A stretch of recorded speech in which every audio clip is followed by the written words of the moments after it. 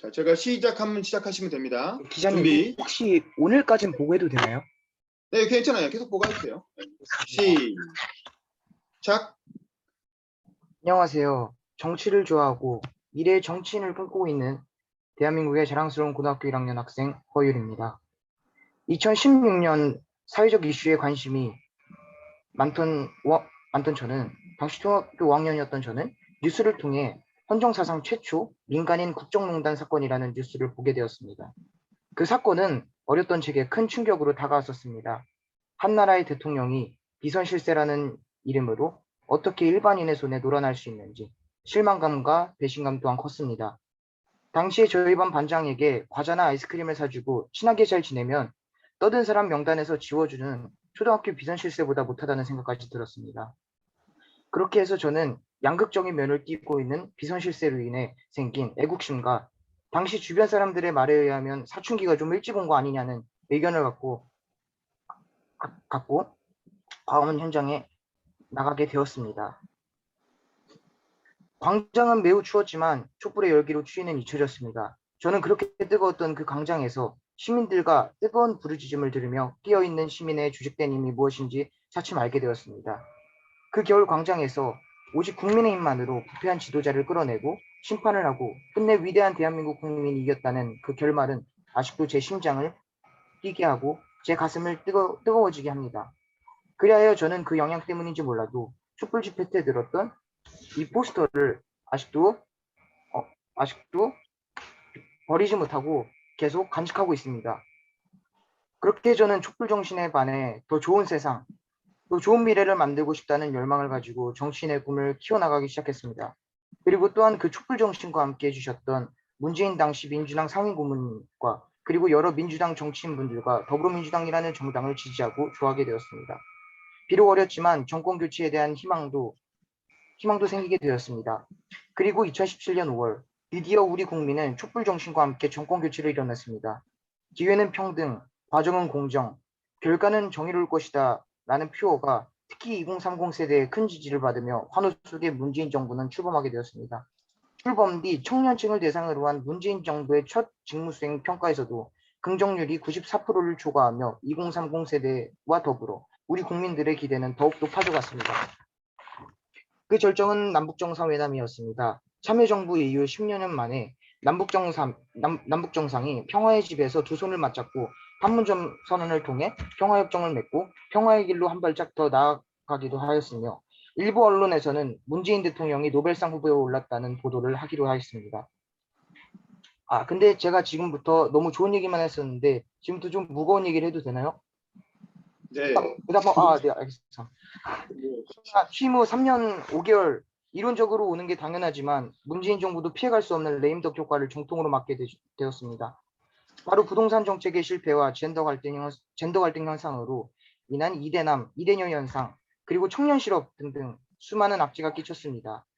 거기에 서울, 부산, 우리나라의 대표격이라고 할 수 있는 두 지역의 여당 지자체장들이 이 사건으로 물러나게 되어 여당의 지지율이 크게 떨어지게 되었습니다. 이로 인해 우리 더불어민주당에서는 후보를 처음엔 안 내기로 했었지만 결국에는 이 재보궐선거가 대선에 영향을 끼칠 수 있다는 일부 의견에 결국 후보를 내게 되었지만 재보궐선거까지도 참패하게 되었습니다. 앞으로 민주당이 정권 재창출을 하기 위해서는 국민의 목소리에 더 귀 기울여야 하고 반대 입장을 더 수용해야 하며 앞으로 더욱 국민을 섬기고 더 좋은 정치를 해야만 합니다. 감사합니다. 네, 알겠습니다. 자, 시간은 한 4분 정도 되는데 보니까 원고가 아직 완성은 안 된 것 같아요. 네, 맞습니다. 박정훈님 음소거 키시고 저 어떻게 들으셨는지 소감, 좋은 점 하나, 고칠 점 하나 얘기해 주세요. 박정훈님 아직 안 들어오신 모양이네요. 그러면 아까 박현숙님, 네, 음소거 죄송합니다. 네네, 여기 얘기하세요. 좋은 점 하나, 고칠 점 하나. 여보세요? 네, 말씀하세요. 박정원님. 네, 죄송합니다. 제가 손에 물이 묻어 있어서 이게 퇴치가 잘 안 됐네요. 네, 잘 오케이. 들었습니다. 아직 뭐 윤몽희 기자님 말씀하신 것처럼 원고가 아직 작성이 안 돼서 마지막에 이렇게 하는 분이 조금 좀 그 부분은 고쳤으면 좋겠고요. 아직 원고가 아직 완성이 안 돼서 그런 부분이라고 생각이 됩니다.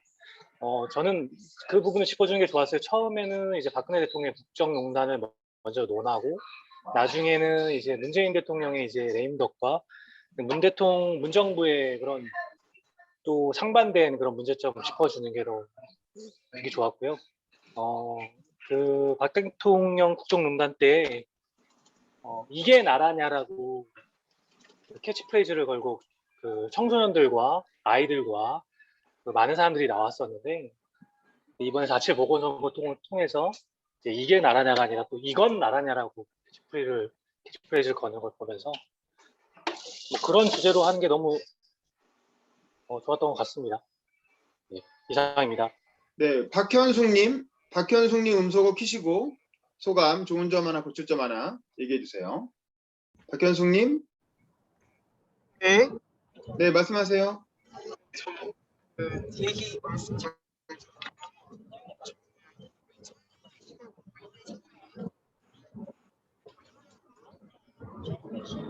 박현숙님 소리가 잘 안 들리거든요. 아마 뭐 이게 오디오 연결이 잘 안 돼 있는 것 같은데 좀 말씀을 하실 수 있는 위치로 이동해서 말씀하시면 좋을 것 같아요.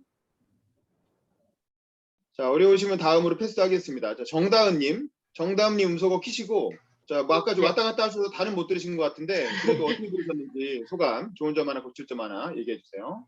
네, 늦잠 자서 어수선합니다. 그 청소년이시죠? 네네.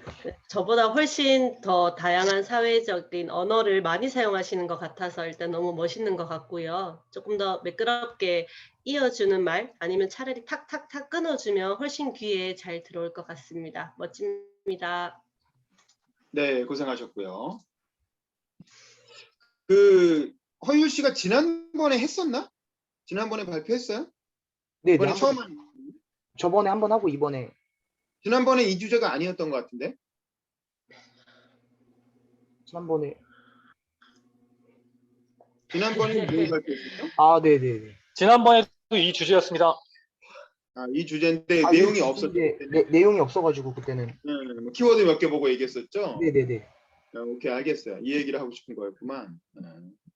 뭐 좋아요. 고등학생의 시각에서 또 국정농단 촛불 집회에 참여했던 고등학생의 시각에서 이제 현 문재인 정부를 바라보고 이제 문재인 정부에 대해서 이제 뭐 비판할 건 비판하고 뭐 이러겠다는 건 아주 좋습니다. 그리고 또 민주당에 대해서 애정을 가지고 뭐 고등학생이니까 당원은 아니겠지만 애정을 가지고 비판하신 건 참 좋은데 일단은 중간에 이제부터 좀 무거운 얘기 해도 되나요? 뭐 이런 거는 약간 좀 눈치 보는 것 같아요.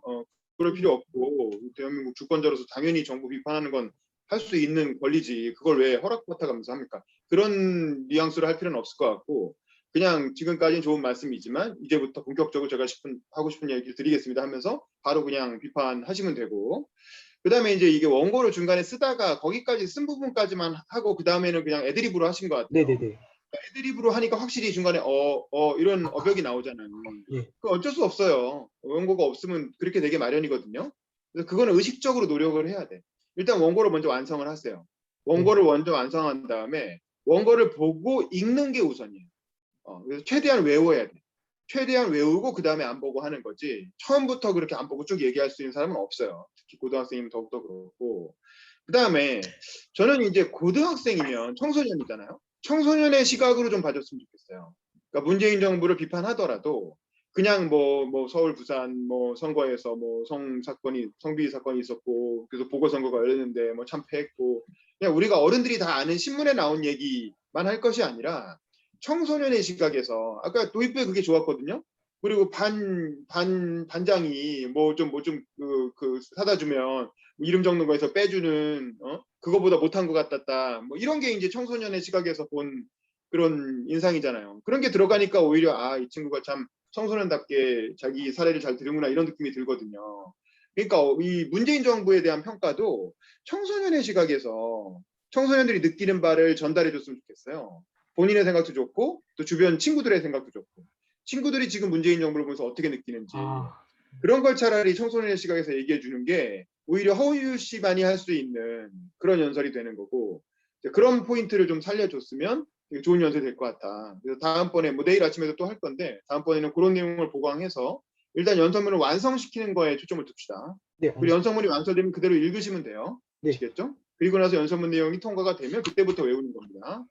어쨌든 고생하셨고 네, 수고하셨어요.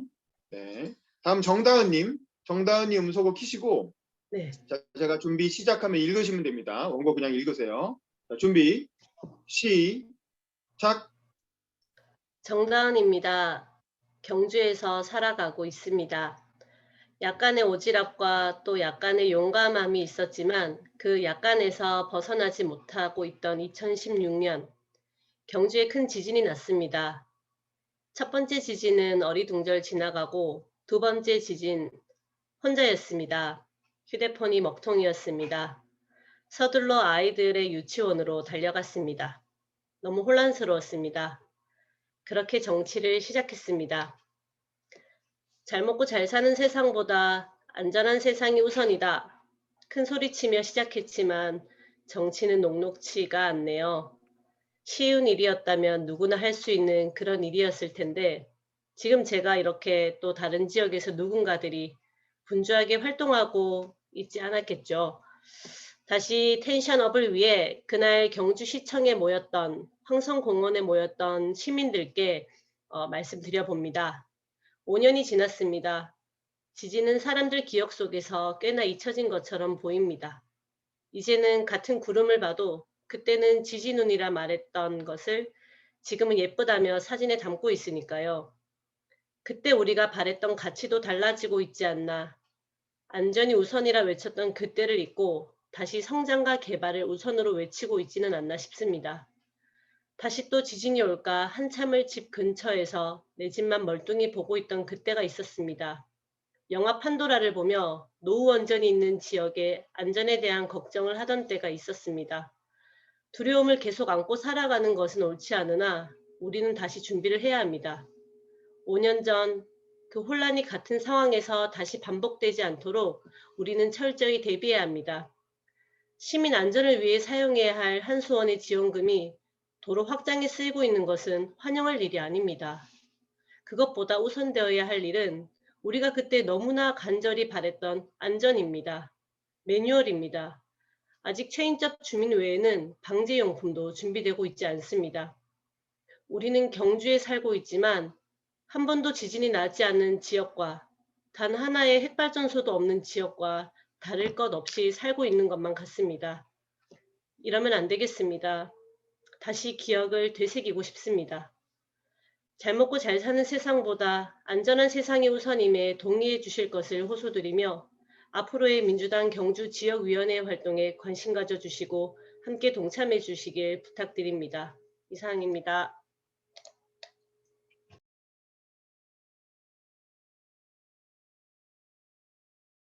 소리가 안 들립니다.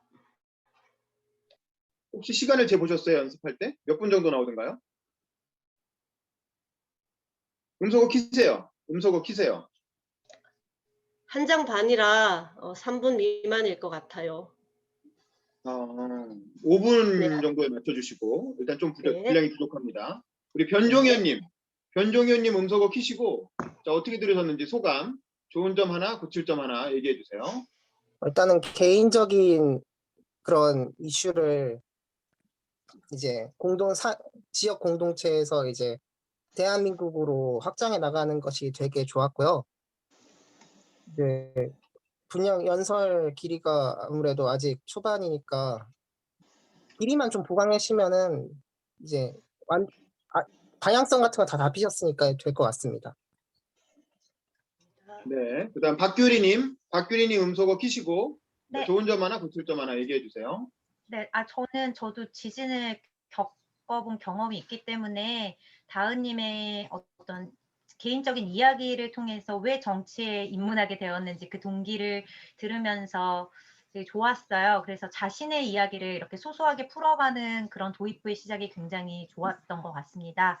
네, 단점을 이제 한 가지 뽑자면 청중과 대화하는 부분이 좀 들어가면은 더 좋을 것 같다고 생각을 했어요. 그러니까 일단 이 연설이라고 하는 거는 일대 다의 말하기의 과정이기 때문에 질문을 통해서 마치 이제 청중이 아, 나 지금 정다은 씨와 대화하고 있구나라는 그런 작은 착각이 들기 시작하면 이 안전이라고 하는 토픽에 대해서 조금 더 집중력을 가지고 듣게 될 수 있을 것 같아요. 네, 좋은 토픽에 대해서 너무 감사드립니다. 감사합니다. 네, 감사합니다. 자, 저도 재밌게 잘 들었고, 특히 지진 얘기한 사람은 처음이었어요. 제가 의대에 많이 주최했지만, 그래서 이거 지금 참신한 주제다. 일단 주제 선정이 되게 좋은 것 같고, 또 본인이 또 학부모로서 지진 때 느꼈던 공포감, 이제 걱정, 뭐 이런 게 잘 드러나서 도입부가 굉장히 좋은 것 같아요. 근데 중간 이후에 갑자기 약간 좀 툭툭 건너뛴다는 느낌이 들었거든요. 그러니까 아이들 유치원에 찾아가서 뭐 지진 공포를 느꼈고, 그래서 정치를 시작하게 됐다 이렇게 나오는데, 이게 약간 좀 건너뛰는 것 같아요. 아니 정치를 시작하겠다는 게 뭔 소리야? 예를 들면 그래서 그 뭐 정당에 입당하게 돼 정치의 중요성을 깨달았고 내가 무엇을 할 수 있을까 고민하다 보니 아 일단 먼저 정당에 입당해야 되겠다라고 생각을 했다든가 그러면 그 정당 중에서도 그러면 광주면은 오히려 국민의힘에 입당하는 게 더 자연스럽잖아요. 국민의힘이 당시에 집권 여당이고 권력도 있고 주변에 당원도 많을 텐데 왜 민주당이 입당했는지 그것도 설명이 안 되고 있죠. 그런 부분들, 그러니까 정치를 하게 됐다라는 게 이게 되게 여러 가지 의미를 가지는데 그런 게 너무 툭툭 그냥 나와버리니까 좀 설명을 좀 해줬으면 좋겠어요. 왜 민주당이었고 정치 입당했던 게 뭔 소리인지 민주당에 당원으로 입당했다는 거겠죠.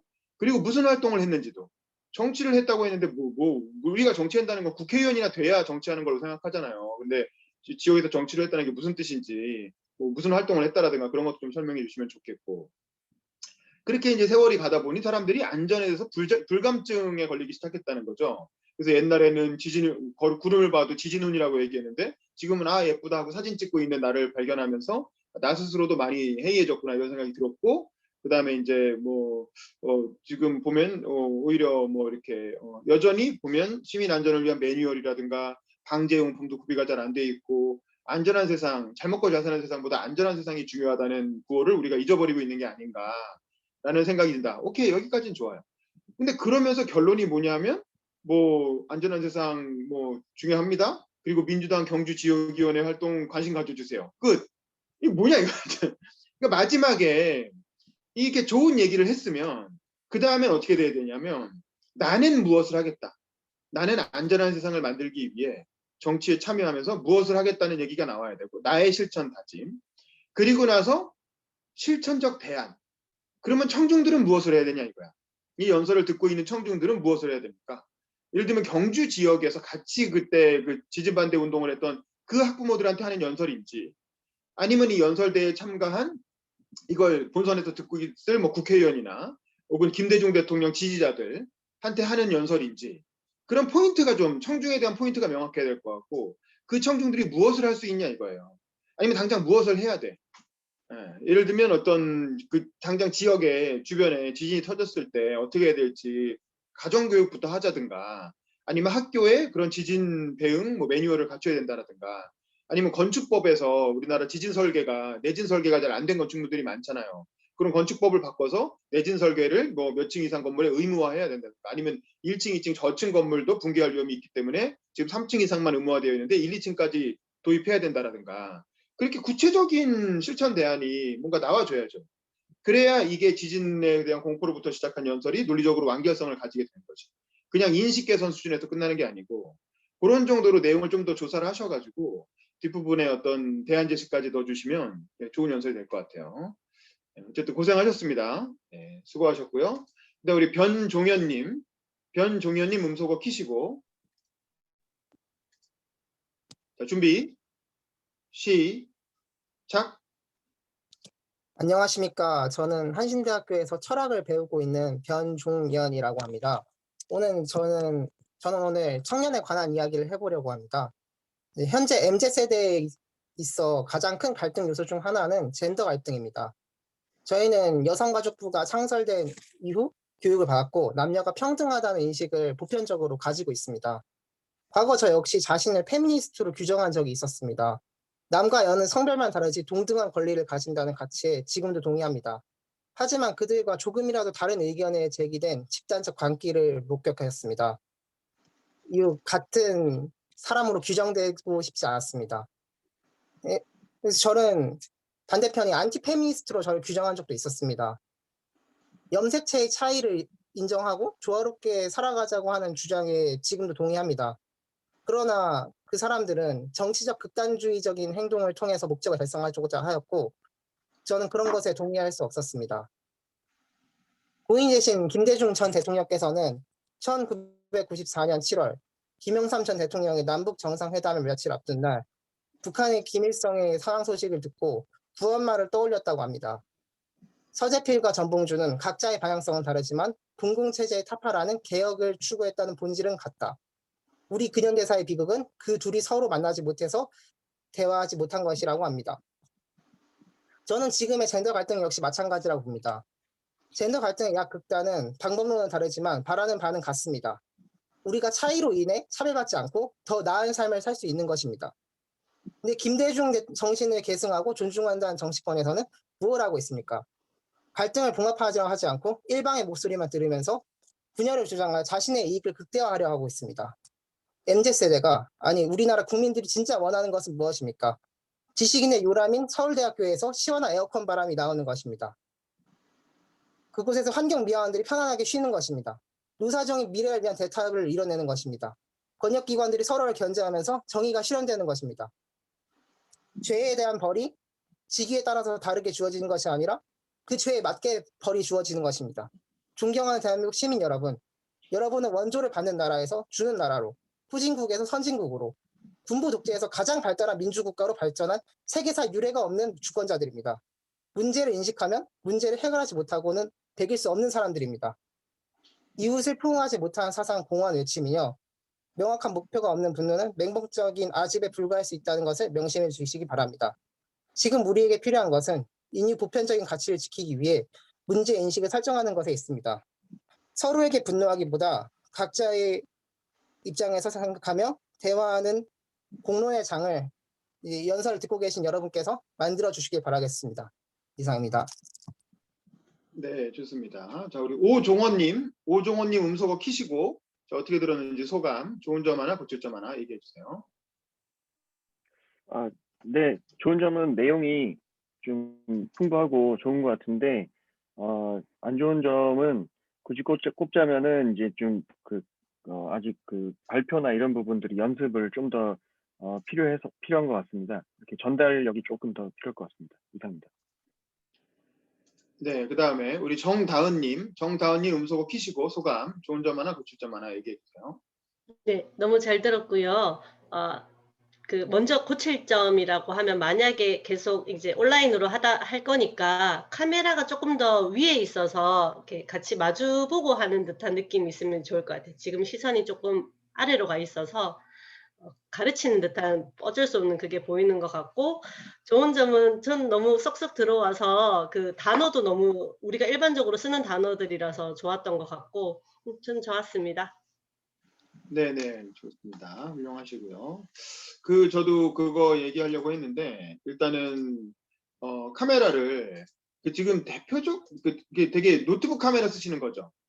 아니, 핸드폰 카메라를 거치대 해가지고 쓰고 있습니다. 그러면 더 높게 할 수도 있겠네. 핸드폰 밑에 책 깔면 되잖아요. 책 같은 거 깔아서 위로 올리면 되잖아요. 지금 보면 제 화면 있죠? 제가 네. 보이는 것처럼 그렇게 나오게 하세요. 이 정도면 됩니까? 그러니까 밑에 책을 더 깔어. 책이나 뭘 더 깔어. 핸드폰 거치대 밑에. 그래가지고 더 위로 이렇게 올라. 그렇지. 네. 그런 걸 깔아서 위로 올려서, 그래서 이 눈높이와 카메라의 시선이 딱 맞게끔 내가 정면으로 직선으로 눈을 봤을 때 핸드폰에 있는 카메라 동그란 거 그냥 핸드폰이 아니에요. 카메라예요. 카메라. 핸드폰에 있는 카메라 위치 보이시죠? 예. 그 카메라 위치를 똑바로 쳐다보면서 얘기할 수 있게끔 그렇게 위치를 잡는 게 좋아요. 예. 다른 분들도 다 마찬가지입니다. 다른 분들도 가급적 이 카메라가 청중인 거예요. 이거는 연설대 온라인으로 하기 때문에 카메라가 청중이라고 생각하고 청중하고 눈높이를 맞추면서 연설을 할 수 있게끔 그렇게 카메라 위치를 잡아주셔야 돼요. 그리고 청년의 시각에서 젠더 갈등을 다루는 거 너무 좋고 아주 주제 선정도 요즘 이제 굉장히 이렇게 트렌디한 좋은 주제를 선정해 주셨고 그리고 이제 페미니스트들의 어떤 좀 과도함이 있죠. 지나침이 있어요. 그런 부분에 대해서 문제 합리적인 상식의 수준에서 문제 제기하는 것도 좋고 특히 변종현 씨의 연설에서 가장 핵심 포인트는 뭐냐면 김대중을 언급했다는 거야. 여러분 이게 김대중 연설대전이잖아요. 청년 김대중 연설대전. 김대중 언급하면 성적이 올라가겠어요? 떨어지겠어요? 당연히 성적이 더 올라가죠. 그러니까 어떻게든 김대중 얘기를 하나 끌고 들어오면 모든 연설이 다 마찬가지야. 뭐 어떤 주제든 뭐 아까 뭐 지진 문제 얘기해도 그렇고 무슨 뭐 청소년 문제 얘기해도 그렇고 다들 김대중도 지금 수많은 얘기를 해놨잖아요. 얼마나 엄청나게 뭐 업적도 많고 또는 해놓은 얘기도 많지 않습니까? 그 중에 하나 끌고 와서 얘기하면 굉장히 뭐 듣던 사람들이 다들 끄덕끄덕하면서 그래 청년 김대중 연설대전이지 하면서 얼마나 좋아하겠어요. 이런 건 팬 서비스인가? 이게 뭐 의무는 아니에요. 이 대회라고 해서 꼭 김대중을 언급해야 된다는 무슨 규정이 있는 건 아닌데 이거는 심사위원들에 대한 이렇게 포인트인 거지. 네, 그래서 어쨌든 그래서 그거 굉장히 좋았고 서재필과 전봉준이 만나서 얘기를 해야 된다. DJ가 했던 얘기를 그렇게 언급하면서 남성과 여성, 페미니스트와 안티페미니스트가 만나서 이야기를 나눠야 된다. 그래서 우리가 합리적이고 상식적으로 문제를 풀어가자라고 하는 그런 제안은 굉장히 좋은데 다만 이제 저는 그 부분이 좀 만약에 페미니스트들을 비판하는 거라면 처음에 나도 페미니스트라고 생각했는데 어느 순간 나는 저들과 같은 사람으로 묻기 싫다. 라고 생각해서 이제 때로는 이제 안티페미니즘의 입장에 서기도 했다 뭐 이런 건데 그럼 어떤 점 때문이었는지 특정한 사건을 좀 언급을 해줬으면 좋겠어요. 구체적으로 어떤 점이 페미니즘의 그런 과한 면이라고 생각을 했는지 그걸 좀 구체적으로 언급을 해주고 또 그거에 대한 반론도 있을 수 있겠죠. 왜냐면 우리 사회가 여전히 여성의 어떤 고용률이나 취업률이 굉장히 낮고 전체적으로 보면 또 대기업 임원으로 승진하는 비율이나 정치권에 진출한 비율도 여성이 여전히 낮고 그래서 그런 면에서 또 여성들 요즘 20대 자살률도 엄청 높잖아요. 여성들이 느끼는 우울감이나 상대적 박탈감도 크고 뭐 그래서 실제로 자살하는 여성들이 많은 것도 알고 있고 그런 페미니스트들이 하는 주장도 다 반론 수용을 해주는 거지. 그래서 한국의 여성들이 살기에 결코 좋지 않은 사회라는 것을 인정한다. 그렇지만 그럼에도 불구하고 이러이러한 부분은 너무 과도한 거 아니냐라고 하면서 이런 문제를 해결하기 위해서는 결국 우리가 서로 만나서 대화를 나눠야 되고 그게 바로 김대중 정신이다. 뭐 블라블라 뭐 이렇게 그러면서 김대중 대통령이 2호 여사랑 같이 명패 같이 붙인 거 유명하잖아요. 뭐 그런 걸 결론 부분에 살짝 언급을 해줘도 뭐 나쁘지 않겠지. 그래서 평생의 어떤 동반자이자 동지로 살았던 김대중과 2호의 정신으로부터 우리가 뭔가 배울 수 있지 않겠냐. 뭐 이런 식으로 해도 좋고 등등. 어쨌든 그렇게 해서 조금 더 반론 수용하고 대안 제시하는 부분까지 좀 추가해주면 되게 좋은 연설이 될 것 같습니다. 감사합니다. 고생하셨습니다. 네. 자, 우리 장윤성님 음소거 키시고. 네. 자, 준비. 네. 시작. 네, 반갑습니다. 저는 동국대학교 중어중문학과에 다니는 장윤석이라고 합니다. 네, 저는 제 개인적인 이야기를 하자면 캉스푸라는 회사에서 나온 스프링홍차라는 중국의 아이스티 음료를 굉장히 자주 마십니다. 이 음료의 단맛과 살짝 나는 그 레몬 향, 얼마나 맛있게요? 예, 예, 예. 때로는 제가 이 음료를 친구들한테 권하기도 합니다. 야, 너 이거 한번 마셔봐라 이러면서 권하기도 합니다. 친구들은 보통은 제가 음식이나 맛집 같은 거 추천하는 게 제가 좋아해서 추천을 하면 보통은 그래 알았어 나 다음에 한번 가볼게 다음에 한번 마셔볼게 이렇게 말하지만 이 음료를 추천을 할 때는 친구들이 야 굳이 왜 중국 음료수를 너가 나한테 추천을 하냐 아니면 나는 저거 중국에서 생산된 거라 못 믿겠다라는 그런 이야기들을 하기도 했습니다. 저는 그때 음식인데 저렇게까지 반응할 필요가 있을까? 굳이 뭐 중국을 싫어한다 해도 그렇게까지 반응할 필요가 있을까라고 생각을 했습니다. 한 여론조사를 보니까 이 이야기가 제 개인만의 이야기가 아니었습니다. 시사인의 여론조사에서는 중국 음식에도 반감을 가지는 사람이 20%가 넘는다고 나와 있었습니다. 그러니까 마라탕도 중국 음식이니까 싫어라는 그런 목소리가 존재하고 있다는 것입니다. 저는 이렇게 반중 감정이 높을 때 우리는 중국이 편견 없이 바라봐야 된다고 생각합니다. 중국을 편견 없이 바라봐야 된다는 제 주장을 이렇게 말하면 여러분들은 의문이 생길 것입니다. 왜? Why? 왜 편견 없이 바라봐야 돼? 라고 말씀하실 수 있을 것입니다. 중국에 대한 편견은 우리가 보는 중국을 과거에 머무르게 하기 때문에 저는 중국을 편견 없이 바라봐야 된다고 생각합니다. 우리가 중국에 대해서 생각할 때 보통은 중국의 기술력이 후지다. 속된 말로 후지다. 아니면 뭐 중국의 뭐 위생 관리가 좀 안 좋다. 이런 식으로 말하는 경우가 굉장히 많습니다. 하지만 그 이야기는 제가 중국에 가기 전에 한 10년 전쯤의 이야기였습니다. 10년 전만 해도 비위생적인 음식도 많았고 중국의 기술력이 굉장히 좋지 않았습니다. 외국 제품을 그냥 베끼는 수준에 불과했습니다. 하지만 10년 동안 중국의 기술이나 뭐 중국 제품이나 중국인의 시민 의식도 과거에 비해서는 아쉬운 점이 있다 해도 많이 올라갔습니다. 하지만 우리의 시선은 아직 그 10년 전에 머무르고 있습니다. 우리가 중국에 대해 기술이나 힘에 대해 무시하는 경향이 아주 강합니다. 만약에 우리가 10년 전이 아니라 지금의 시선을 주고 있다면 우리가 중국에 대한 생각은 조금 달라졌지 않았을까라는 생각도 듭니다. 마지막으로 먼 친척은 이웃보다 못하다라는 속담이 있습니다. 즉 먼 친척보다 이웃이 더 내가 필요할 때 도움이 된다는 것이죠. 저는 중국에 대해서 좀 더 객관적으로 바라봐야지 우리가 중국을 더 활용할 수도 있고 중국과 관계도 더 발전시킬 수 있고 만약에 비판점이 있더라도 더 잘 비판할 수 있지 않을까라고 생각해 봅니다. 감사합니다. 네, 좋습니다. 지금 28분에 시작했는데 31분이니까 시간은 좀 짧네요. 조금 더 네. 하셔도 될 것 같아요. 제가 자, 지금 전현수님 음소거 키시고 자, 소감, 좋은 점 하나, 고칠 점 하나 얘기해 주세요. 저는 주제가 상당히 좀 독창적이었다고 생각을 합니다. 왜냐하면은 많은 사람들이 그렇게 쉽게 얘기하지 않는 주제잖아요. 혹은 생각만 하고 이제 입 밖으로 잘 못 꺼내는 주제라고 생각을 하는데 저는 사실 저도 이러한 주제에 대해서 상당히 공감을 하는데 그 용기에 일단은 좀 칭찬을 해드리고 싶고요. 뭐 이제 좀 고쳐야 될 부분이라 그러면은 이러한 어찌됐든 간에 이거는 명백한 제노포비아잖아요. 근데 사람들이 그거를 저 같은 경우에는 뭐 저는 아직까지도 이거를 모르겠는데 알면서도 그러는 건지 아니면 이게 정말 제노포비아라는 거에 대해서 심각성이 없는 건지 모르겠는데 어찌됐든 간에 당신들이 향하고 있는 이러한 중국에 대한 더 나아가서는 뭐 조선족이라고 칭하는 게 맞는지 모르겠지만 저도 정확한 명칭을 뭐라 그래야 되는지 모르겠거든요. 어쨌든 조선족이라고 많이들 부르니까 조선족들에 대한 그런 사회적인 혐오 감정, 특히 인터넷 커뮤니티를 중심으로 해서 광범위하게 퍼져나가고 있는 그런 사회적인 혐오와 이런 배제와 배척의 언어가 분명히 당신들이 하는 거 제노포비아다라는 거를 더 명확하게 좀 강조를 해줬으면 좋겠어요. 그거를 만약에 저는 이런 주제를 다루지는 않았지만 다루게 된다면 좀 되게 훨씬 더 격렬하게 당신들이 하고 있는 거 나치하고 하나도 다를 바가 없는 짓이다라는 거라든지 그런 거를 확실히 더 좀 강조를 하지 않았을까 하는 그런 생각을 해요. 하지만 여기에서 또 이제 장점으로 연결이 되는 거는 자칫 잘못해서 이런 것들을 제가 말씀드린 거를 이렇게 확 얘기를 하다가 너무 지나치게 감정적으로 쏠릴 수가 있는데 되게 재중교포 알겠습니다.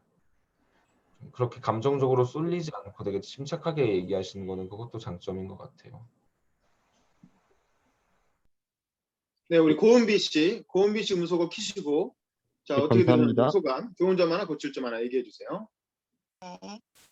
저는 처음에 시작부터 이제 중국에 대한 편견을 없이 바라보자라는 그 주제가 연결되는 부분이 굉장히 매끄럽게 잘 연결이 되었다고 생각을 해요. 그 음료수로부터 시작을 해서 이제 이러한 주제로 연결된 건 굉장히 매끄러워서 잘 좋다라고 생각을 했는데 앞서 말한 분이랑 약간 겹칠 수도 있지만 저는 이제 지금의 중국에 대해서 이제 반감을 가지게 되는 이유가 뭐 후지다 이런 것 때문이 아니라 이제 역사적인 그 김치 같은 거나 뭐 동북공정 하는 것에 대한 거에 때문에 이제 거의 일본급으로 좀 이제 반감을 가지게 된 것 같고 또 조선족이나 화교분들이나 이런 분들이 뭐 국내에 와서 뭐 범죄가 많다, 더 좀 그게 부각되는 면이 없지 않아 있는 것 같긴 하지만 아무튼 그거랑 최근에 뭐 부동산에 갔는데 한국 사람들한테는 뭐 중개 안 한다, 대리인가 구로에서 약간 그런 식으로 해서 그게 또 뉴스가 된 적이 있거든요. 이런 것 때문에 이제 화가 나고 반감을 가진다고 생각을 해서 그 뒤에 부분을 이런 내용을 좀 추가해 주시면 더 좋은 연설이 될 것 같습니다. 감사합니다. 네, 감사합니다. 좋은 지적 감사합니다. 저도 네, 거쳐보겠습니다. 그렇습니다. 그러니까 이게 일단 정윤석 씨가 그 중국에 대한 반중 정서를 연설 주제로 잡은 건 아주 좋다고 생각을 해요. 그래서 주제 아주 참신하게 잘 잡으셨고, 다만 이제 지금 아마 외부신 것 같은데 지금 노트북으로 하시는 거예요? 핸드폰으로 하시는 거예요? 저 지금 태블릿 PC로 하고 있습니다. 태블릿 PC, 오케이. 역시 네. 마찬가지로 이 시선이 카메라에 이렇게 정면이 되게끔 이 태블릿 PC 위치를 좀 이렇게 위로 올리거나 그렇게 했으면 좋겠고, 이게 지금 얼굴을 이렇게 들이밀고 하고 있잖아요. 네. 지금 그러니까 아무리 멋진 연설을 해도 이런 자세로 연설을 해가지고는 좋은 평가를 받을 수가 없어요. 그래서 그렇게 해줬으면 좋겠고, 지금 아마 외부라서 어쩔 수 없는 것 같은데 실제로 예선을 하실 때는 가급적 실내에서 마스크 벗고, 네. 왜냐면 얼굴 표정도 다 연설의 일부거든요. 근데 외부니까 연습할 때는 상관없어. 연습할 때는 뭐 내용만 보면 되니까 상관없지만 실제로 연설을 하실 때는 마스크 벗고 얼굴을 보여주면서, 그리고 이제 그 카메라에 눈을 맞추면서 네. 그렇게 위치도 잘 설정을 하시고 하는 게 좋을 것 같고요. 마스크 쓰고 연설하는 건 좀 그 예의가 아닙니다. 네. 그다음에 이제 저는 뭐 주제도 되게 좋고 논리 전개도 좋은데 방금 고은비 씨가 얘기하는 것처럼 반론 수용이 좀 필요할 것 같아요. 네. 우리가 단순히 중국이 후진국이어서 마치 동남아 사람들에 대해서 편견을 가지는 것처럼 중국에 대해서 편견을 가지는 거라면, 그런 뭐 후진국에 대한 멸시, 뭐 무시 이런 거잖아요. 네. 뭐 후지다, 뭐 완전히 엉망이다. 그런 거라면 그냥 쉽게 반박할 수 있죠. 근데 문제는 그게 아니라 지금 중국은 되게 패권적 행태를 보이고 있단 말이에요. 예를 들면 김치나 한복 같은 우리나라 문화도 자기들 거라고 주장하고, 그다음에 얼마 전에 사드 배치 우리나라에서 논란이 됐을 때 엄청나게 경제적 보복을 우리한테 했잖아요. 네. 이미 중국은 패권 국가예요. 특히 동아시아 지역에서는 주변 국가들한테 굉장히 억압적이고 폭력적인 행태를 보이고 있거든요. 그런 네. 거에 대한, 그리고 또 시진핑 들어오고 나서 엄청 독재 권위주의적으로 바뀌고 있잖아요. 그런 거에 대한 반감이 같이 포함되어 있는 거거든요. 지금의 반중 정서는. 그리고 그건 또 당연히 우리 입장에서는 합리적인 측면도 있는 거고. 그래서 이제 그런 부분들을 잘 결연해서 그런 걸 같이 반론 수용을 해주고, 이제 그럼에도 불구하고 그런, 예를 들면 중국의 어떤 정부와 중국 국민들은 나눠서 생각해야 되는 거 아니냐라든가, 분리해서 우리가 중국 국민들에 대해서 가지는 그런 반중 정서는 이제 없애야 된다라든가, 뭐 그런 식으로 좀 나눠서 대응할 수 있겠죠. 그리고 네. 또 마찬가지로 김대중 대통령이 집권하던 시절에 한중 관계가 굉장히 좋았거든요. 그 네, 당시에 맞아요. 중국 지도부하고 우리나라도 사이가 되게 좋았고, 뭐 그런 부분도 우리가 이제 미국과 중국 사이에서는 한쪽 편만 들 것이 아니라 양쪽으로부터 다 이렇게 좋은 관계를 유지해야 된다는 김대중 대통령의 당시의 외교 정책, 이런 것도 살짝 언급해주면 이 대회 취지상 또 뭐 좋은 평가를 받을 수 있겠죠. 어쨌든 그런 것까지 포함해서 조금 수정해가지고 다음번에 한 번 더 첨삭을 해보도록 합시다. 네, 감사합니다. 고생하셨습니다. 네, 평가해 주신 다음- 분들께도 감사합니다. 네네, 감사합니다. 자, 그다음 우리 박규리 씨. 자, 박규리 씨 음소거 키시고요. 자, 네. 준비. 시. 잠시만요. 잠깐만요. 네네네. 네.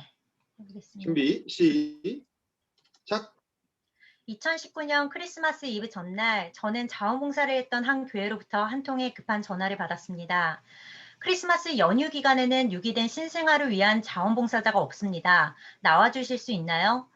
가족과의 약속이 있었던 저는 조금 머뭇거렸지만 손이 필요하다는 전화에 가기로 결정했습니다. 교회로 향하는 길은 유난히 춥고 힘들었습니다. 언덕 비탈길도 심한 그곳으로 향하며 옆 친구에게 물었습니다. 이 크리스마스 연휴에 정말 이렇게 오기 힘든 곳까지 올라와서 아기를 두고 가는 엄마들이 있을까? 설마 하는 마음으로 도착한 난곡동의 베이비박스.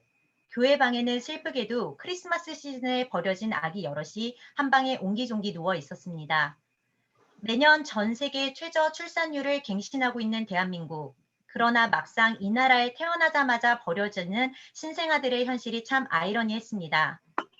아이를 낳아본 적도 키워본 적도 없는 저와 친구는 그날 밤 수분 미스트가 아닌 아기 오줌으로 얼굴을 강타당하기도 했습니다. 캐롤이 아닌 아기 울음소리와 함께 크리스마스를 의미 있게 보냈다는 뿌듯함을 느꼈습니다. 그러면 정다은님, 저와 제 친구가 크리스마스 이브에 버려진 아기들을 케어하는 이 일이 좋은 일일까요? 나쁜 일일까요? 네, 연속을 감사합니다. 해주셔야죠. 네. 좋은 네. 일이라고 생각합니다. 감사합니다. 윤범기 기자님, 그렇다면 저와 제 친구가 있었던 이곳은 합법적인 곳일까요? 불법적인 곳일까요? 합법적인 곳 아닌가요? 놀랍게도 이곳은 현행법상 합법적인 곳이 아닙니다. 2010년부터 지금까지 약 2천여 명의 아기 천사들을 살린 이곳, 왜 합법적인 곳이 아닐까요? 한국에서는 베이비박스에 아기를 버리는 행위 자체를 영아유기에 해당하는 불법으로 보기 때문입니다. 경찰서 통계에 따르면 영아유기로 매년 평균 200건 정도의 신고가 접수되며 이 중 몇 명은 짧은 생을 마치기도 합니다. 실제로 이 난곡동의 교회에서도 베이비박스가 아닌 위험한 장소에 아기를 버리고 갔다가 죽음으로 몬 미혼모가 신고되기도 했습니다. 일부 단체는 베이비박스가 오히려 출산 후 영아유기를 조장한다며 합법화에 반대하고 있습니다. 유엔 아동권리위원회도 같은 시각으로 베이비박스 운영을 중단을 권고한 바 있습니다. 하지만 여러분, 베이비박스를 유기하는 곳이 아닌 보호하는 곳으로 보면 어떨까요? 우리는 이곳을 다르게 생각할 수 있습니다. 진심으로 아이를 버리고 싶어서 그 교회가 있는 언덕길을 오르는 부모는 없습니다. 아이가 죽지 않고 최소한의 보호를 받을 것이란 믿음으로 온 어린 부모들을 범법자로 보기 어렵습니다. 그 부모와 어린 생명을 범법자와 피해자로 보기 전에 대한민국 헌법에 보장된 인간의 존엄과 가치를 가진 국민으로 존중해야 합니다. 이것이 김대중 대통령이 그토록 강조하셨던 인권의 실현입니다. 따라서 단순히 영아를 보호하는 베이비박스를 금지하기보다 아이를 포기하는 진짜 원인을 찾아서 현실적인 해결책을 강구해야 합니다. 무엇보다 아기와 산모의 보호를 위해 베이비박스 합법화와 더불어 보호출산제의 도입이 필요합니다. 보호출산제는 실명 출생신고를 할 수 없는 처지에 놓인 부모에게 익명의 출산을 허용하는 제도입니다. 현재 독일은 이 정책으로 입양인의 혈연을 알 권리보다 갓 태어난 아이의 생명권을 무엇보다 우선시하며 베이비박스와 함께 단 한 명의 아이라도 거리에 유기되지 않게끔 노력하고 있습니다. 한국에서는 수많은 아기들이 유기되며 어디론가 사라지고 있습니다. 자신의 가족에게조차 소외당한 미혼모들이 차마 가족관계 등록부에 이름을 올릴 수 없기 때문입니다. 실제로 경찰에 신고된 영아 유기는 빙산의 일각입니다. 드러나지 않은 인권의 사각지대에서 더 많은 아기들이 지금 이 순간에도 우리가 모르는 사이 고통받고 죽고 있습니다. 여러분, 베이비박스는 영아유기를 조장하는 원인이 아닙니다. 이미 일어난 결과에 대해 생명을 구하기 위한 대책입니다. 영아는 스스로 보호할 아무런 능력이 없기에 국가의 공적 책임을 강화하는 것이 무엇보다 중요합니다.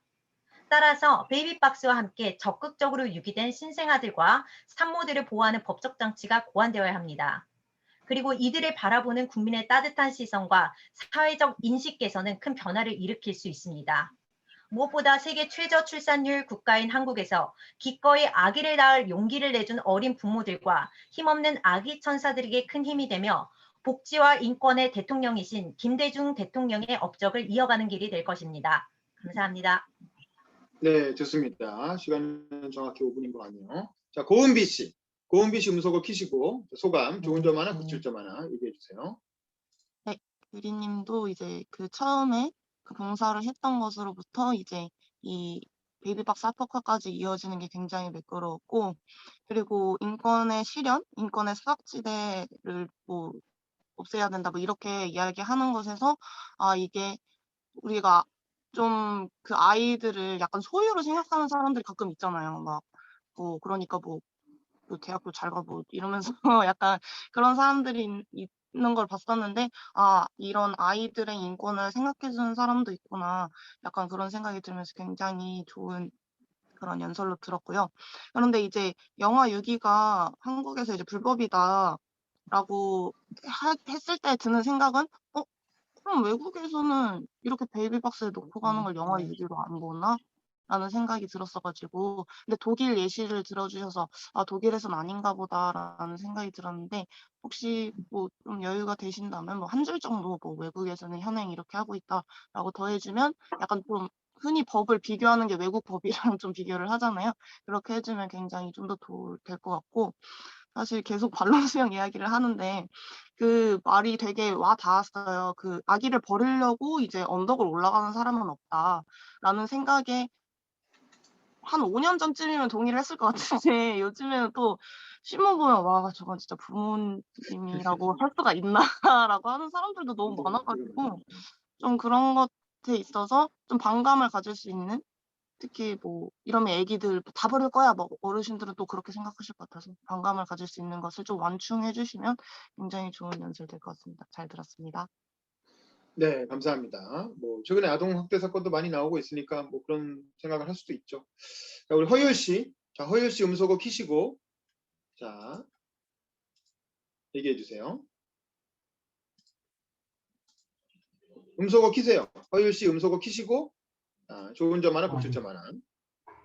저번에랑 같은 연설을 하셨는데, 너무 좀 매끄럽게 잘 말하셨던 것 같고, 처음 자기소개 시간 때 강연 일 하신다고 들었었는데, 혹시 강연하시는 분이라서 좀 말을 좀 굉장히 매끄럽게 하시는 걸 느꼈고, 그리고 그 김대중 대통령님 놓은 게 참 인상적이었고, 너무 참 가슴이 따뜻해지는 연설이었습니다. 알겠습니다. 네, 잘하셨고요. 그러니까 저도 뭐 기본적으로 지난번 연설도 워낙 좋았고 이번 것도 뭐 지난번 거의 연장선에서 비슷하게 잘 하신 것 같아요. 다만 이제 이게 음소거 켜달라고 할 때는 명확하게 얘기를 해야 돼요. 정다은님 음소거 켜주세요 라고 말하고, 정다은님 제가 한 일이 좋은 일일까요 나쁜 일일까요? 이 음소거 켜주세요를 안 하면 이 줌 특성상 그냥 음소거 꺼놓은 상태로 얘기를 하게 돼요. 무의식적으로. 반드시 음소거 켜달라는 얘기를 한번 하고 그 다음에 질문하셔야 됩니다. 그 다음에 이제 보호출산제라고 하는 어떤 익명의 출산을 허용하는 제도가 있다는 거 처음 알았는데 유익한 정보인 것 같고, 또 베이비박스 합법화라고 하는 명확한 목적의식이 있는 거죠. 주제가 명확하기 때문에 굉장히 좋아요. 그래서 제가 보기에 연설문은 뭐 크게 고칠 게 없을 정도로 완성이 되신 것 같고, 인제는 외워야 돼요. 이게 아마 지금 영상 녹화하고 있잖아요. 나중에 녹화된 거 올라오시면 이게 보고 읽는 게 너무 티가 나요. 카메라를 보고 이것도 눈이 이렇게 하면서 이렇게 눈동자가 돌아가는 게 다 보이거든요.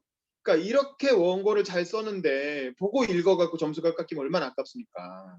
그러니까 이제는 원고를 철저하게 외워서 자연스럽게 카메라를 보고 이 청중에게 말을 걸듯이 얘기할 수 있는, 그러면 표정도 되게 자연스럽게 나오거든요. 근데 지금은 볼고 읽으면서 표정까지 지으려니까 되게 어색해. 그래서 그거를 이제는 최대한 내용을 외워서 가급적 암기해서 할 수 있도록 노력하시면 뭐 일주일 정도면 5분짜리 뭐 충분히 다 외우잖아요. 그래서 그렇게 한번 해주시면 좋을 것 같습니다. 어쨌든 고생하셨습니다.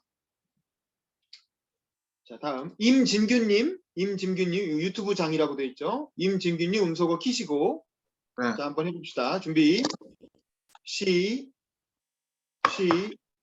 네. 자 음소거 다시 키시고 시작. 예, 예, 안녕하세요.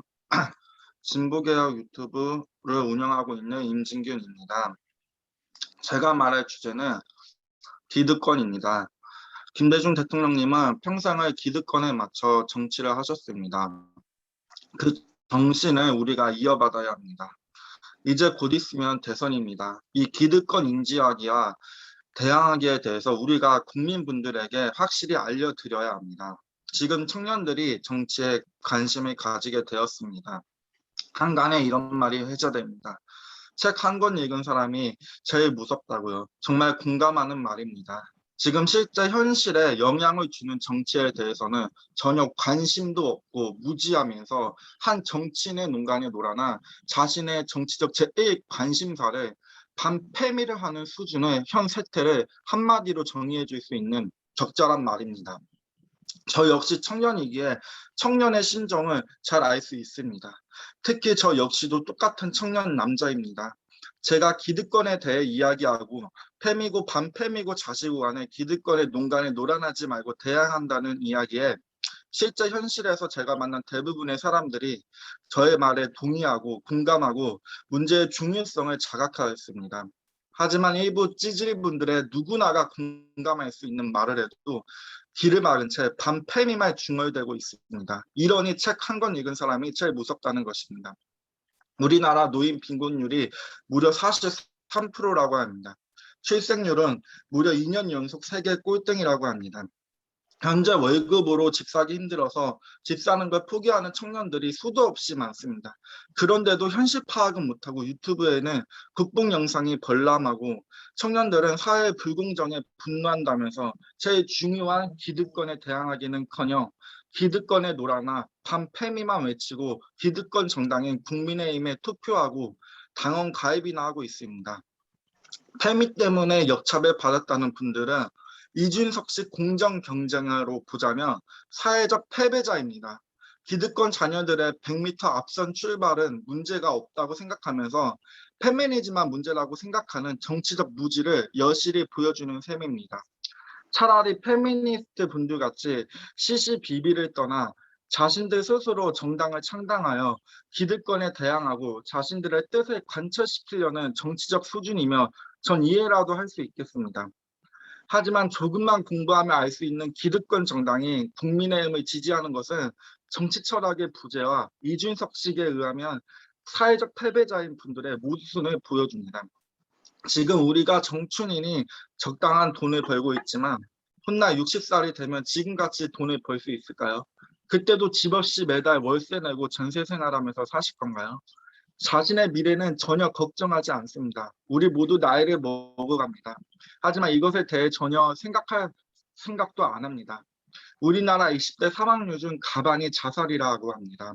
우리가 실제 우리 사회 현실에 대해서는 신경 쓰지 않고 심지어는 자발적으로 기득권 앞잡이 역할을 하니 사회 현실은 달라질 게 없는 것입니다. 우리가 훗날 나이가 들면 노인 상류층은커녕 노인 중상층이 되고 싶어하는 것도 큰 욕심일 수 있습니다. 즉 우리나라 노인 빈곤율이 43%나 되니까요. 이 43%의 현실을 자각하고 깨달아야 합니다. 이런 현실 문제를 해결하기 위해 우리가 기득권을 인지하고 대항해야 하는 것입니다.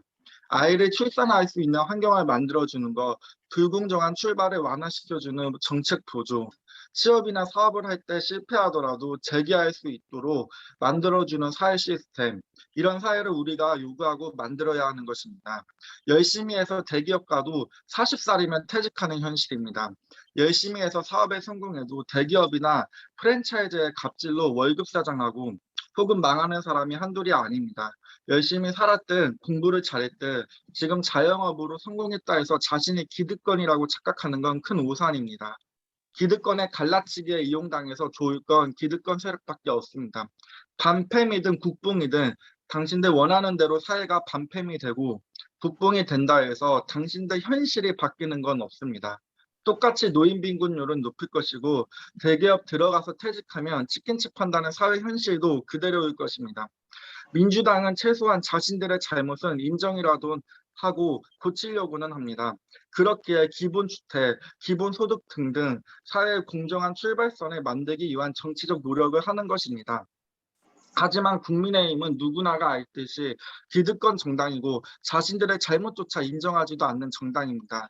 무상급식, 반값 등록금 등등 포퓰리즘이라고 매도하고 반대했던 기득권의 입장을 언제나 충실히 대변해온 정당이니까요. 뭐가 중요한지는 이 짧은 글만 보고도 알 수 있습니다. 현실에 눈을 뜨시기 바랍니다. 자신의 망상으로 기득권에 이용당하지 말고. 이상입니다. 감사합니다. 네, 수고하셨습니다. 자, 오종원님 음소거 키시고 어떻게 들었는지 소감, 좋은 점 하나, 고칠 점 하나 얘기해 주세요. 오종원님? 네네. 네네, 소감. 이렇게 잘 외우시고 잘 발표해 주신 거는 잘하신 것 같은데, 내용적으로 좀 제가 주관적으로 느끼기엔 좀 약간 편파적인 그런 내용이라는 느낌이 좀 들어서 그런 부분들을 좀 보완하셔야 될 것 같은 생각이 듭니다. 네네, 뭐 한쪽 입장을 확실하게 취하고 있는 그런 연설이죠. 자, 변종현님도 음소거 키시고 소감, 좋은 점 하나, 고칠 점 하나 얘기해 주세요. 일단은 연설을 되게 잘 하시는데 후반 부분도 되게 좋았는데 문제는 전반부에 너무 언어가 강렬해가지고 이제 후반부 좋은 내용들을 좀 많이 가리는 것 같아요. 그래서 언어를 좀 순화해 주시면은 괜찮을 것 같고, 그리고 좀 사건 같은 것들을 막 얘기하셨는데 그런 것도 좀 특정할 수 있게 좀 해주시면은 좋을 것 같습니다. 네, 알겠습니다. 지금 보시면은 일단 복장이 이게 이꼭 그렇게 해야 되나? 그게 본인 컨셉인가? 뭐 그렇다면 어쩔 수 없는데 좀 생각해 보세요. 왜냐면 어르신들이 볼 수도 있거든요. 나중에 그리고 심사위원 중에 나이가 좀 연배가 있으신 분들도 있을 수 있고 여성도 있을 수 있고 하여간 뭐 그런데 네, 조금 몰라요. 이게 유튜브 할 때는 이제 본인 채널에서는 그게 하나의 컨셉으로 뭐 좋을 수 있죠. 그런 걸 좋아하는 사람이 선택해서 보니까. 근데 이제 이게 아니고 이게 대회는 불특정 다수가 보는데 복장은 좀 아마 지금은 연습이라 그렇겠지만 실제로 대회 하실 때는 좀 이렇게 예의를 갖춰서 입어주시면 좋지 않을까 그런 생각이 들고 그다음에 발음이 약간 부정확하신 게 있어요. 본인도 아실 것 같아요. 발음이 약간 좀 새는 게 있잖아요. 근데 이제 그거는 뭐 단기간에 고칠 수는 없는데 천천히 말하면 돼요. 같은 말이어도 천천히 얘기하면 아무래도 발음이 더 정확하게 전달이 되죠. 그래서 그거는 최대한 의식해서 천천히 얘기하는 식으로 말씀하시는 수밖에 없고 그래서 내용은 지난번보다 훨씬 더 정리가 잘 됐어요.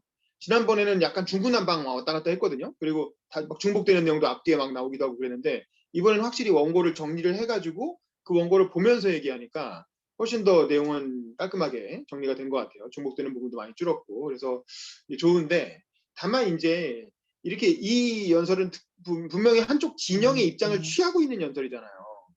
근데 그런 게 가지는 장단점이 있어요. 그거를 이제 같은 생각을 가진 사람이 보기엔 되게 시원한 사이다 연설인 거지. 저 친구 말 잘한다 이러면서 이제 응원하게 되는데 만약에 좀 중도적 입장이라든가 반대편 입장을 가진 사람이 보기엔 굉장히 이제 적대적으로 느껴지면서 막 트집을 잡고 싶은 흠을 잡고 싶은 느낌이 들게 만들죠.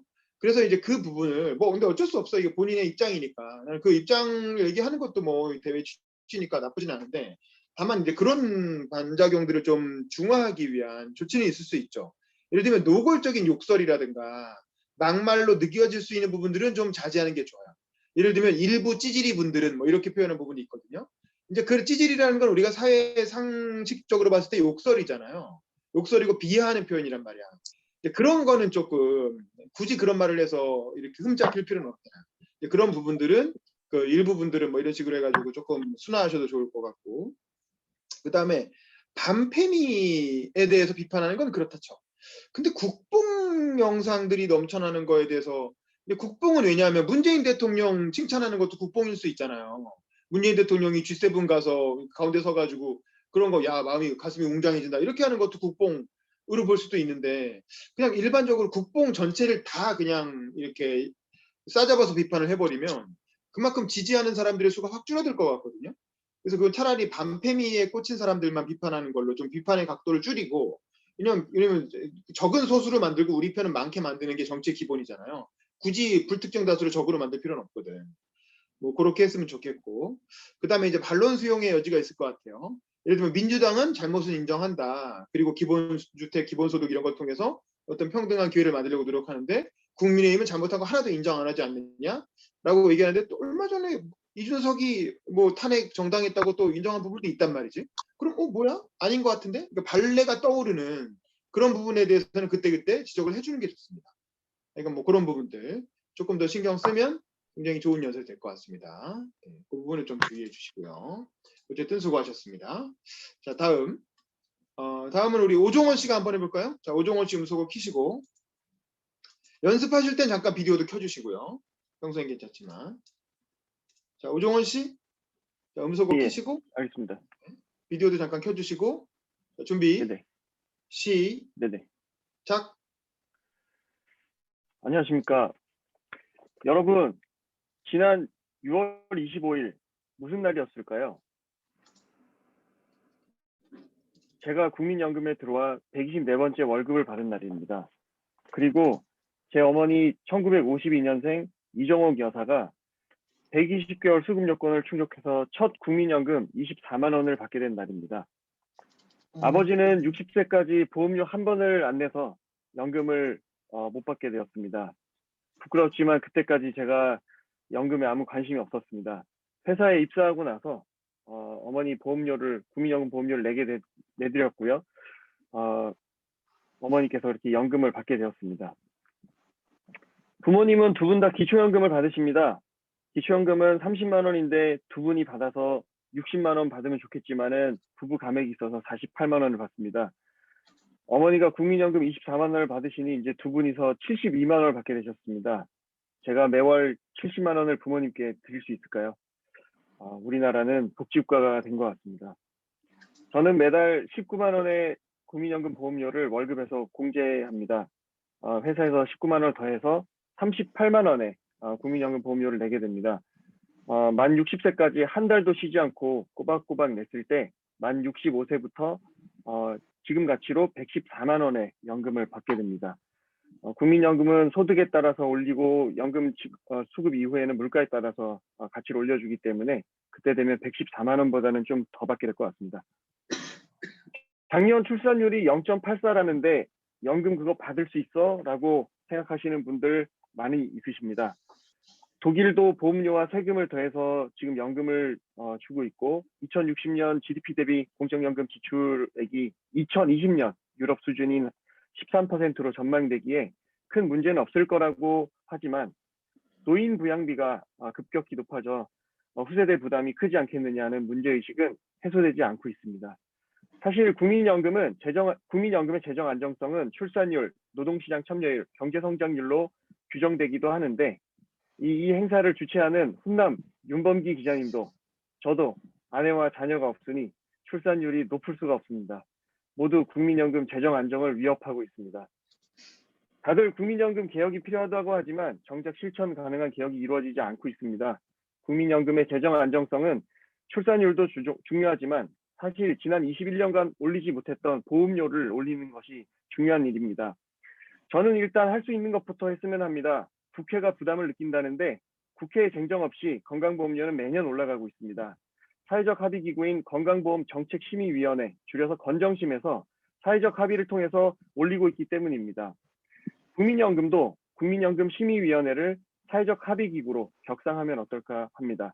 그렇게 되면 5년 국민연금 재정 재개선마다 제도위원회의 전문가들이 연금개혁을 공부만 하고 흐지부지 되었다가 5년 후 또 공부만 하고 흐지부지 되고 이런 일이 없이 국민연금 심의위원회에서 보험료 인상을 포함한 상시적 제도개혁 논의를 할 수 있을 것입니다. 제가 아끼는 한 동생은 대리운전을 하고 있습니다. 국민연금 보험료를 내느냐고 물어봤더니 내지 않는다고 합니다. 한 달 한 달 살기가 어렵고 힘들 때 대출도 받으며 살기에 언감생심이라 합니다. 저는 이 동생이 자기 개발을 해서 고숙련 고임금 일자리로 가기를 원하지만 그렇지 못해 현재같이 살더라도 국민연금 보험료를 낼 수 있도록 도와줬으면 합니다. 저소득 지역가입자 보험료 지원에 대한 국민연금법이 2019년 말에 개정이 되었지만 기획재정부에서 아직 예산을 배정하지 않고 있어 1년이 넘도록 사업이 진행되지 않고 있습니다. 저는 이 동생이 현재 빈곤이 노후 빈곤으로 이어지지 않길 바랍니다. 삶은 고해라고 합니다. 저도 힘들었습니다. 근데 이 동생의 삶은 더 힘듭니다. 많은 사람이 불안 속에 한 줌의 안정을 찾기 위해 눈에 불을 켜고 부동산, 주식, 코인을 찾습니다. 세계시장과 연결된 소수의 고임금자와 내수시장과 연결된 다수의 저임금자로 구성된 대한민국은 모두가 불안 속에 살며 양극화가 심해지고 있습니다. 각자 도생으로 내버려 둔다면 노후소득 격차는 더욱 커질 것입니다. 단번에 이 문제를 해결할 방법이 없다는 것도 압니다. 그러나 할 수 있는 것부터 차근차근 포기하지 않고 새로운 시도를 했으면 합니다. 두 가지를 다시금 말씀드리고 싶습니다. 첫째로 국민연금 심의위원회를 건강보험정책심의위원회 같은 사회적 논의기구로 격상했으면 합니다. 국회의 부담을 덜며 보험료 인상을 포함한 제도개혁 논의가 가능할 것입니다. 두 번째로 저소득 지역가입자에게 국민연금 보험료를 지원해 주었으면 합니다. 저소득 지역 납부재개자 보험료 지원은 이미 국민연금법이 개정되어 있으니 기재부 예산 배정만 되게 되면 됩니다. 1999년 전 국민 국민연금으로 확대했던 김대중 대통령의 따뜻한 마음을 이어나가는 길일 것입니다. 저는 공적연금 강화로 모두의 노후가 든든해지기를 바랍니다. 감사합니다. 네, 알겠습니다. 자, 정다은 씨 음소거 키시고 소감, 네. 좋은 점 하나, 독출 점 하나 얘기해 주세요. 장점은 목소리가 편안하게 전달되는 목소리라서 잘 들리고요. 그리고 제가 몰랐던 정보들을 제공받는 느낌이라서 좋았습니다. 조금 고쳤으면 좋을 부분은 이렇게 자세가 자꾸 이렇게 뭔가 커서 제가 어떻게 해야 될지 모르겠더라고요. 그래서 내용이 들어온과 동시에 제 눈이 조금 이렇게 분산되다 보니까 거기에 대해서 제 개인 집중력이 조금 떨어져서 이렇게 반듯하게 앉아서 이야기를 해주시면 조금 더 전달이 잘 될 것 같습니다. 좋았습니다. 네, 감사합니다. 그다음에 고은비 씨 음소거 키시고 자, 소감, 좋은 점 하나, 고칠 점 하나 얘기해 주세요. 네, 근데 이제 진짜 약간 친구들이랑 맨날 얘기하거든요. 야, 우리 국민연금 내도 나중에 못 받아. 뭐더러 가입하냐, 뭐 이런 얘기 해가지고 그 얘기로 이제 풀어나가는 게 진짜 좀, 좀, 계속 듣게 되는, 딴짓 안 하고 계속 듣게 되는 그런 내용이었던 것 같고요. 그리고 규리님 발표처럼 약간 자은님도 말씀하셨지만 몰랐던 부분인데 이런 게 또 있었네. 그런 법이 통과가 됐었네. 약간 그런 거여서 약간 그 주제나 이런 거 자체에 대한 흡입력이 있다고 생각이 듭니다. 그런데 이제 또 근데 마지막에 이렇게 정리가 잘 됐었는데 이건 근데 개인적으로 느꼈을 때는 아까 뭐 보험료 올린다고 했다가 또 저소득층 이야기가 나오니까 그래서 어떻게 하라는 거지라고 처음에는 생각이 들었는데 이제 나중에 다시 다 연결을 해주셔가지고 이게 뭐 올리는데 이분들은 어떡하냐 이런 얘기 하려고 한 게 아니라 이런 지원도 해야 된다는 거구나 라는 생각이 들었어가지고 잘 마무리가 되었다라는 생각이 든 것 같습니다. 감사합니다. 네, 감사합니다. 저도 재밌게 잘 들었고요. 역시 지난번에도 그렇지만 되게 완성도가 있는 연설문을 이미 쓰셨어요. 그래서 잘만 발표를 하시면 될 것 같은데 일단 6월 25일이 무슨 날이었을까요? 라고 물어보면 사람들의 머릿속에는 6월 25일이 뭐가 떠오르겠어요? 6.25가 떠오르겠죠. 그러면 6.25? 뭐 남침? 물론 그렇기도 하지만 이러면서 이제 살짝 사람들이 생각하는 거를 받아주면서 사실은 그게 아니라 저 월급날이었고 제가 국민연금을 낸 지 얼마 된 날이고 뭐 그런 식으로 좀 정리를 해주시면 좋을 것 같고요. 그 다음에 이제 마찬가지로 이렇게 몸이 자꾸 이렇게 흔들흔들하지? 이게 뭐 이렇게 이게 보고 읽으니까 그런 거예요. 원고를 네. 보고 읽으려니까 이렇게 되는 것도 있는 것 같고 또 습관도 있는 것 같고 그래서 이제 딱 상체를 고정하고 카메라의 시선을 고정한 채 쭉 이렇게 자연스럽게 얘기해 주시면 되는 거죠. 그러려면 어떻게 해야 되겠어요? 이제 원고를 어느 정도 외워야 되는 거지. 그러니까 뭐 이미 완성이 돼 있었기 때문에 이제는 외워서 가급적 원고에 물론 아주 보지 말라는 건 아니에요. 그런데 그래도 원고에 의지하지 않고 쭉 얘기할 수 있게끔 이제 암기에 좀 더 초점을 둬주셨으면 좋겠고 그리고 중간에 막 이렇게 한 거 이거 벌레 날아서 그런 거죠. 실제로 예선하실 땐 그러면 안 됩니다. 벌레가 와도 그냥 앉아라 이러고 그냥 하시는 거예요. 괜히 제스처는 되게 중요한 요소예요 연설에서. 근데 갑자기 벌레 잡는 제스처를 하시면 안 되지. 뭐 등등. 그리고 시선도 지금 노트북이에요 핸드폰이에요? 뭘로 하십니까? 노트북이다 보니 노트북 쓰는 사람들이 되게 그런데 노트북은 아무래도 아래에 있기 때문에 시선이 되게 이렇게 밑으로 보면서 이렇게 하게 되는 경향이 있단 말이야. 그러면 아무리 좋은 연설도 뭐 거만해 보이기도 하고 이렇게 좀 그렇지가 않고 그래서 이왕이면 핸드폰으로 해서 시선을 높여가지고 내 눈높이와 카메라의 위치를 딱 일직선이 되게끔 그렇게 하고 하시는 게 좋은데 그게 어렵다면 노트북 밑에다 책이라도 깔아. 책이라도 몇 권 깔아서 노트북을 위로 올려가지고 그래서 이제 노트북에 있는 카메라와 시선을 맞추면서 그렇게 하는 훈련을 하시면 좋을 것 같습니다. 어쨌든 뭐 연설문 자체는 워낙 좋아서 이대로 잘 연습해서 하시면 될 것 같고요. 자, 그다음에 우리 박정훈님 이번에 박정훈님 한번 해보시죠. 자, 음소거 키시고 준비. 윤 기자님, 네네. 제가 마지막인가요? 죄송하지만. 아닙니다. 마지막 아닙니다. 제가 좀 다음번에 하면 안 될까요? 제가 애들 오케이, 때문에 그럼 조금. 전현수님 음소거 키시고. 자, 전현수님 음소거 키시고 준비. 전현수님. 네, 잠깐만요. 네네.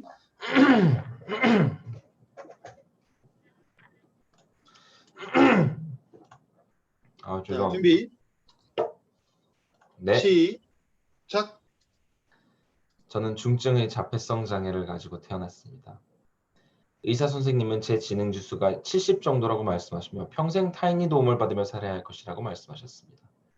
저는 장애로 인해 저희 어린 시절을 대부분 기억하지 못합니다. 그러나 그날 병원에서의 일만큼은 똑똑히 기억합니다. 저희 부모님은 저희 장애를 알고 오래도록 오열하셨습니다. 저에게는 그날의 일이 아직까지도 심히 고통스러운 기억으로 남아 있습니다. 하지만 저도 저희 부모님도 저를 포기하지 않았고 저를 치료하기 위해 최선을 다했습니다. 시간이 흘러 저는 초등학생이 되었습니다. 제 초등학교 생활은 어땠을까요? 남들처럼 많은 친구들을 사귀면서 행복한 시간을 보냈을까요? 불행하게도 저는 그러지 못했습니다. 저는 6년간 학교 폭력에 시달렸습니다. 학교 폭력이 고통스러운 나머지 다른 학교로 전학을 가기도 했지만 불행하게도 그곳에서도 학교 폭력은 이어졌습니다. 초등학교를 졸업한 이후 숱한 인고의 시간을 보내고 나서야 저는 친구들을 용서할 수 있었습니다. 사람들에게서 상처받은 저는 점점 더 제 내면의 어둠 속으로 숨기 시작했고 사람들을 싫어하게 되었습니다. 그 당시 제가 쓴 글들을 보면 세상에 대한 증오의 말만이 가득합니다. 그렇게 제 안에 갇혀 살아가던 저는 어머니의 권유로 대안학교에 입학하게 되었습니다. 저는 그곳에서 저와 마찬가지로 사람들에게 상처받은 수많은 친구들을 만났습니다. 제가 다닌 대안학교에서는 문제지를 푸는 공부 대신 사람 사이의 시험을 풀어내는 공부를 가르쳤습니다. 그리고 저는 그 배움을 충실히 습득했고 저처럼 상처받은 친구들과 서로 보듬으며 서로를 사랑하는 방법을 배우게 되었습니다. 마침내 오래도록 웅크리고 있던 저희 몸을 펴고 세상과 함께 걸어가기 위해 살아가기 시작한 것입니다. 그러나 그 당시에 저는 지금보다 많은 것이 부족했습니다. 그렇게 숱한 시행착오가 발생할 수밖에 없었습니다. 친구 간의 다툼도 생기고 오해도 있었지만 저는 시행착오가 반복되면 반복될수록 오히려 그러한 시행착오와 도전에 더 많은 배움이 있다는 것을 알게 되었습니다. 그리고 더 많은 도전을 감행할 수 있었지요. 그 도전의 원동력은 도전에 실패하더라도 그 시행착오에서 배움이 나온다는 경험과 그런 배움 덕에 성장해왔던 저의 삶 그 자체에서 나오는 것이었습니다. 저는 대안학교를 졸업하고 대학 진학이라는 도전을 결심한 후 끝내 그 목표를 이뤄냈습니다. 저 스스로의 노력도 있었지만 행운이 따랐던 것도 사실입니다. 그러나 같은 학교를 다녔던 제 친구들에게는 그런 행운이 따르지 않았습니다. 제 친구들에게는 꿈이 있었지만 단지 부모님이 지원이 미진했다는 이유만으로, 장애 등급을 받지 못했다는 이유만으로, 정보가 부족했다는 이유만으로 그들의 꿈은 좌절되었습니다. 저는 친구들이 좌절을 보며 의문스러웠습니다. 저들이 뭐가 부족해서 나는 이렇게 잘 살고 저들은 저렇게 살아야 하는 것일까? 저는 최소한 장애 등급만이라도 더 원활하게 접근하고 발급받을 수 있게 해줘야 한다는 생각이 들었습니다. 최소한 저들이 장애 등급이라도 가지고 있었더라면 입시에서도 취업에서도 만족스러운 결과를 낼 수 있었을 테니까요. 저는 너무나도 빨리 꺾여버린 이 꽃들이 안타깝습니다. 미래에도 저는 끊임없이 사람들을 만나고 서로 사랑하며 살기 위해 도전할 것입니다. 분명 저는 다시금 시행착오를 겪을 것이지만 저는 전혀 두렵지 않습니다. 과거의 제가 그랬듯이 분명 그 시행착오에서 더 많은 것을 배울 것이고 저는 더욱 성장할 것이니까요. 그리고 이제는 저 자신만을 위한 삶을 살아가는 것이 아니라 남을 위한 삶 역시 살고자 합니다. 대활동을 통해 저와 같은 어려움을 겪고 있을 사회적 약자들을 위해 저희 이야기를 공유함으로써 그들에게 용기를 주고 우리 모두가 서로를 사랑할 수 있는 사회를 만드는 데 헌신하고자 합니다. 제 연설의 결론은 두 가지입니다. 우리 모두는 적대가 아닌 사랑으로 더욱 서로를 끌어안아야 한다. 그리고 나의 이야기가 하나의 기적이 아니라 모두의 일상이 될 수 있길 바란다입니다. 저와 같은 사회적 약자의 비상이 일부 행운아의 신화에 그치는 것이 아니라 공공부조에 의한 보편적 현상이 될 수 있기를 바랍니다. 우리 모두가 서로를 위해 더욱 헌신한다면 우리가 살아갈 세상은 더욱 아름답게 변화하지 않을까요? 감사합니다.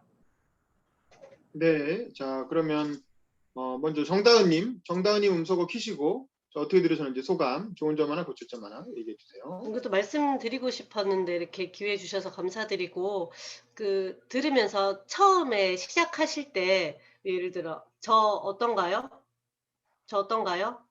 뭐 이런 식으로 해가지고 사람들이 전헌수님에 대해서 조금 관찰할 시간을 주시면, 네, 저는 자폐성 장애가 있습니다. 뭐 이렇게 풀어 나가시면 조금 더 될 것 같고, 뒤에 가니까 표정이 되게 다양하세요. 웃기도 하시고 이렇게 억양도 다양하시던데 처음에는 그냥 이렇게 가시더라고요. 후반에 있는 것처럼 조금 담담할 때는 네, 저는 그렇습니다. 이렇게 해주시고, 그런데 저는 괜찮습니다. 이렇게 한번 웃어도 주시고 하시면은 앞부분에 또 집중이 조금 잘 될 것 같습니다. 고맙습니다. 네, 그다음에 변종현님도 음소거 키시고 자 어떻게 들었는지 소감, 좋은 점 하나, 고칠 점 하나 얘기해 주세요. 진짜 너무 이게 기승전결도 잘 갖춰져 있고 진짜 잘 하신 것 같은데 이제 그 장애 등급제나 그런 것들에 대해서 우려하는 시각 같은 것도 하나 살짝 넣어주시고 김대중 대통령 얘기도 살짝 넣어주시면은 좀 더 좋은 점수를 받을 수 있지 않을까 이런 생각이 듭니다. 이상입니다. 네, 감사합니다. 그러니까 이게 일단 지난번 연설보다는 확실히 조금 더 넓어졌죠. 주제 넓어지고 내용도 좋아지고 그래서 뭐 좀 발전하고 있는 것 같습니다. 간단하게 얘기하면 일단 뒤에 뭐가 좀 보이거든요. 뒤에 옷가지 같은 거 좀 정리 좀 했으면 좋겠는데 지금 카메라 뒤에 여기 의자에 옷이 걸려 있는 건가? 뒤쪽에 좀 이렇게 어쨌든 배경에 보이는 모든 게 다 연설의 요소거든요. 그래서 그 뒤쪽도 좀 정리해 주시면 좋겠고 면도도 좀 하면 좋지 않을까. 지금은 아마 연습이니까 오늘은 괜찮아. 이게 연습할 땐 괜찮은데 실제로 예선 나올 때는 면도도 좀 깔끔하게 하고 해주시면 좋을 것 같고요. 그다음에 이제 이게 결국 이제 사회적 약자의 시행착오와 도전에 관한 이야기잖아요. 뭐 되게 좋아요. 그래서 저는 예를 들면 처음에 시작할 때 저는 사회적 약자의 시행착오와 도전에 관한 이야기를 하고 싶습니다. 라든가 이제 그런 식으로 해서 처음에 주제를 먼저 얘기를 해주시고 그 다음에 저는 뭐 이렇게 자폐증 가진 장애 뭐 몇 급입니다. 뭐 이렇게 시작하면 처음부터 주제가 나오면 청중들은 저 친구 무슨 얘기 하려는구나라고 딱 이해하고 연설을 듣기 때문에 되게 마음이 편해지거든요. 근데 주제가 제시가 안 되고 바로 자기 얘기부터 나오기 시작하면 무슨 얘기 하려는 거지 하면서 되게 불편한 마음으로 듣게 된단 말이야.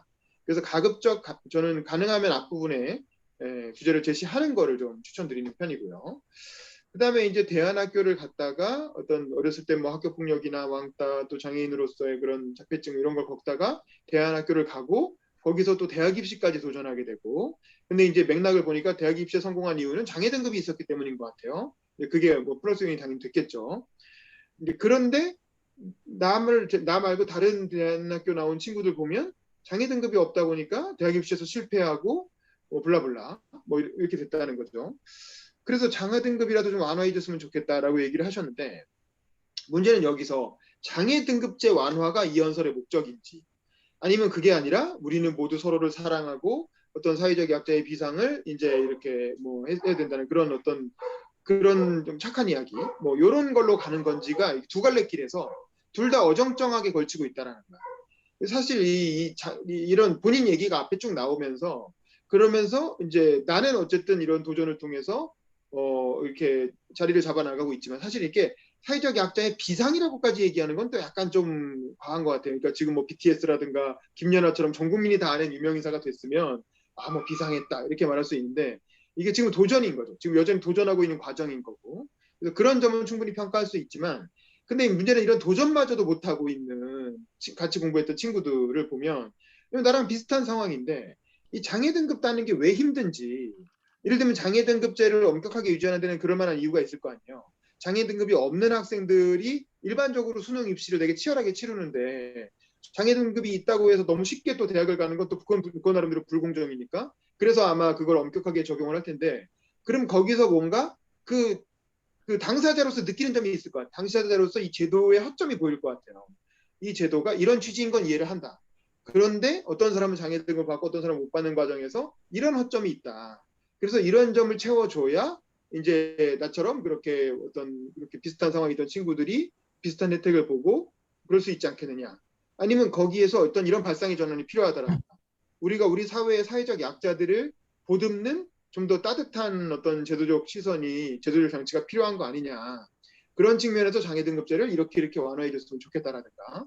이제 그런 부분들에 대해서 좀 더 디테일하게 제도적인 대안 제시를 좀 해줬으면 좋겠고, 그래서 그렇게 방향이 가도 좋고, 그 과정에서 어떤 마지막에 어떤 결론 부분은 조금 이제 순서를 좀 배치를 해가지고 앞부분에 나온다든가 뭐 이렇게 해도 좋을 것 같고, 그러니까 그거는 좀 생각해 줬으면 좋겠어요. 장애 등급제의 완화가 어떤 맥락에서 문제라는 건지 잘 이해가 안 되거든요.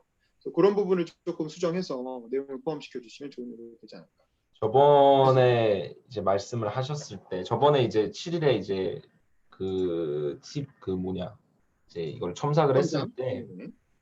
이게 단순히 좋고 좋은 얘기만 하는 게 아니라 결정적으로 내가 뭐가 어떻게 바뀌었고 혹은 사회적으로 뭐가 어떻게 개선되어야 하는 것인가를 얘기를 하셔서, 사실은 저도 이제 저번에도 말씀을 드렸지만 그냥 안전한 길로 갈 수도 있지만 저는 그렇게 실제로 초안에서는 그렇게 갔었잖아요.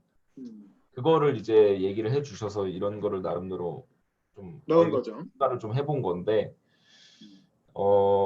저도 좀 생각을 좀 해봤어요. 그러니까 장애 등급 이거는 제가 봐도 솔직히 좀 약간 급조된 느낌이 없잖아 있기는 한데, 저도 어떤 거에 포커스를 맞춰야 될지는 잘 모르겠어요. 사실 왜냐하면은 그러니까 지금도 갈등을 하고 있는 게, 저는 사실 이 장애 등급을 산출하는 게 좀 복잡하다고 생각을 하기는 해요. 한 8가지, 9가지 막 절차를 거쳐야 되고 막 주민센터에 보냈다가 그게 다시 공단으로 넘어가고 다시 와서 뭐 또 뭐 절차를 해서 또 보내고, 일단 제가 알기로는 뭐 특정 뭐 자신이 다니는 병원에서 뭐 이제 뭐 소견서 그런 거를 또 받아야 되는 걸로 알고 있는데, 사실은 근데 그런 저는 특정 제도라는 것이 마련된 데에는 그만큼의 의의가 있을 거라고 생각을 하거든요. 왜냐하면은 저는 위정자들이 그렇게, 솔직히 말해서 저는 위정자들이 그렇게 바보가 아니라고 생각하기 때문에, 특히나 장애인 관련한 정책 같은 거는 수백만 명이 직간접적으로 얽혀 있는 만큼 좀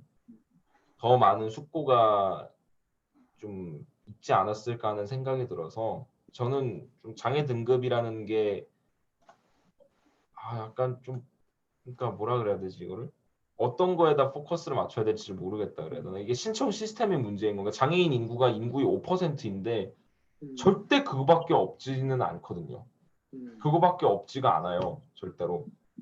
그래서 저는 그러면은 어디다가 문제를 포커스를 맞춰야 되지? 그러니까 장애인의 기준 그 자체에 포커스를 맞춰야 되는지도 생각을 좀 해봤어요. 왜냐하면은 이게 예를 들면은 스웨덴, 뭐 노르웨이 그런 북유럽 선진국들의 경우에는 예를 들면 외국인들을 장애인이라고 그러거든요. 언어 장애.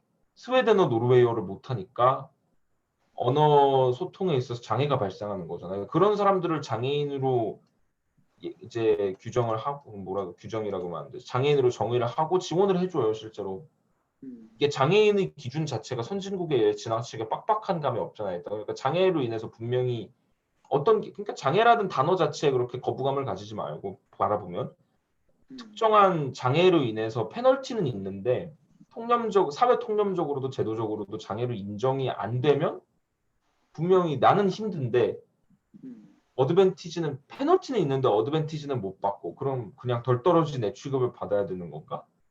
그런 거를 포커스를 맞출 것도 생각을 해봤고, 아니면은 교육의 문제를 약간 좀 애매하잖아요. 제가 얘기한 것들이. 그러니까 약간 주변에 있는 애들은 장애 등급이 없고, 이게 장애인 특별 전형이라는 게 대학 입시에 있어요, 실제로. 저도 그걸로 대학에 들어갔고. 장애인들끼리 경쟁을 하는 거거든요, 그거는. 그거는 결과적으로는 장애 등급이 있어야 하고, 장애 등급은 학부모가 자발적으로 신청을 해야 돼요, 그거는. 너무 어려운 문제인데, 그래서 결국은 뭐 이제 교육이 문제인가? 그러니까 장애에 대한 부모들의 사회적 인식 변화가 필요하다. 왜냐하면은 결국은 부모의 자발적 등록에 따라서 일찌감치 장애인의 인생이 갈릴 수도 있는 거잖아요. 왜냐하면 우리 아이는, 예를 들어 저희 어머니 아버지는 진짜 엄청 빨리 그냥 장애 등급을 신청을 하시고 그러셨는데, 일부라고 하기에는 솔직히 제 주변에 많은 친구들이 부모님은 우리 애가 뭐가 문제라는 거냐, 그냥 발달인 것뿐이다. 혹은 장애 등급을 말이 자꾸 길어져서 죄송한데 뒤에 분들도 해야 되는데 괜찮아요? 네네, 마무리하시죠 이제. 죄송합니다. 아무튼 국가 공인 장애인을 만들라는 거냐라는 인식이 아직도 엄청나게 많이 남아 있어서 결국은 그 페널티는 자식들이 다 떠안거든요. 그래서 부모들이 자발적인 등록에 따라서 아이들이 인생이 일찌감치 결정이 나버리다 보니까 취업에서나 입시에서나 장애 등급이 나쁜 게 아니라는 그런 교육적 변화가 거시적 관점에서 반드시 수반돼야 한다라는 얘기를 넣어야 하는 건지 이게 좀 갈등이 되거든요, 사실은. 지금 얘기하신 게 굉장히 좋은데, 나도 잘 몰랐던 장애 등급제에 대해서 잘 몰랐던 내용들이 되게 많이 들어있어서 이게 좋은 것 같은데요. 차라리 이 장애 등급 본인이 처음부터 장애인이라고 밝히고 시작을 하니까 네. 그러면 저는 오늘 장애 등급제의 문제점에 대해서 말씀드리고자 합니다라고 하고 저는 블라블라 본인 스토리 짧게 얘기하시고 근데 이제 저는 그렇지만 그렇지 못한 친구들이 있습니다. 저와 같이 대학교에서 공부했던 친구들인데 이 친구들은 부모님들이 장애 등급제 신청을 하지 않았기 때문에 결국 대학 입시에서도 이런 기회를 활용하지 못했다. 블라블라. 이런 식으로 하면서 우리나라 장애 등급제 제도의 문제점을 좀 정리를 해서 대안을 제시해주면 그 자체로 굉장히 좋은 연습이 될 것 같고 아마 장애인 단체는 장애 등급제 자체를 폐지하자고 주장할 거예요. 그건 또 하나의 그 나름의 논리가 있을 텐데 그건 어떻게 되는 건지도 한번 좀 살펴보셨으면 좋겠고. 했죠. 1, 2, 3, 4, 5, 6급으로 나뉘어 있다가 장애가 심한 정도가 심한 장애, 정도가 심하지 않은 장애 두 가지로 그냥 통합을 해버렸어요. 작년인가 재작년에.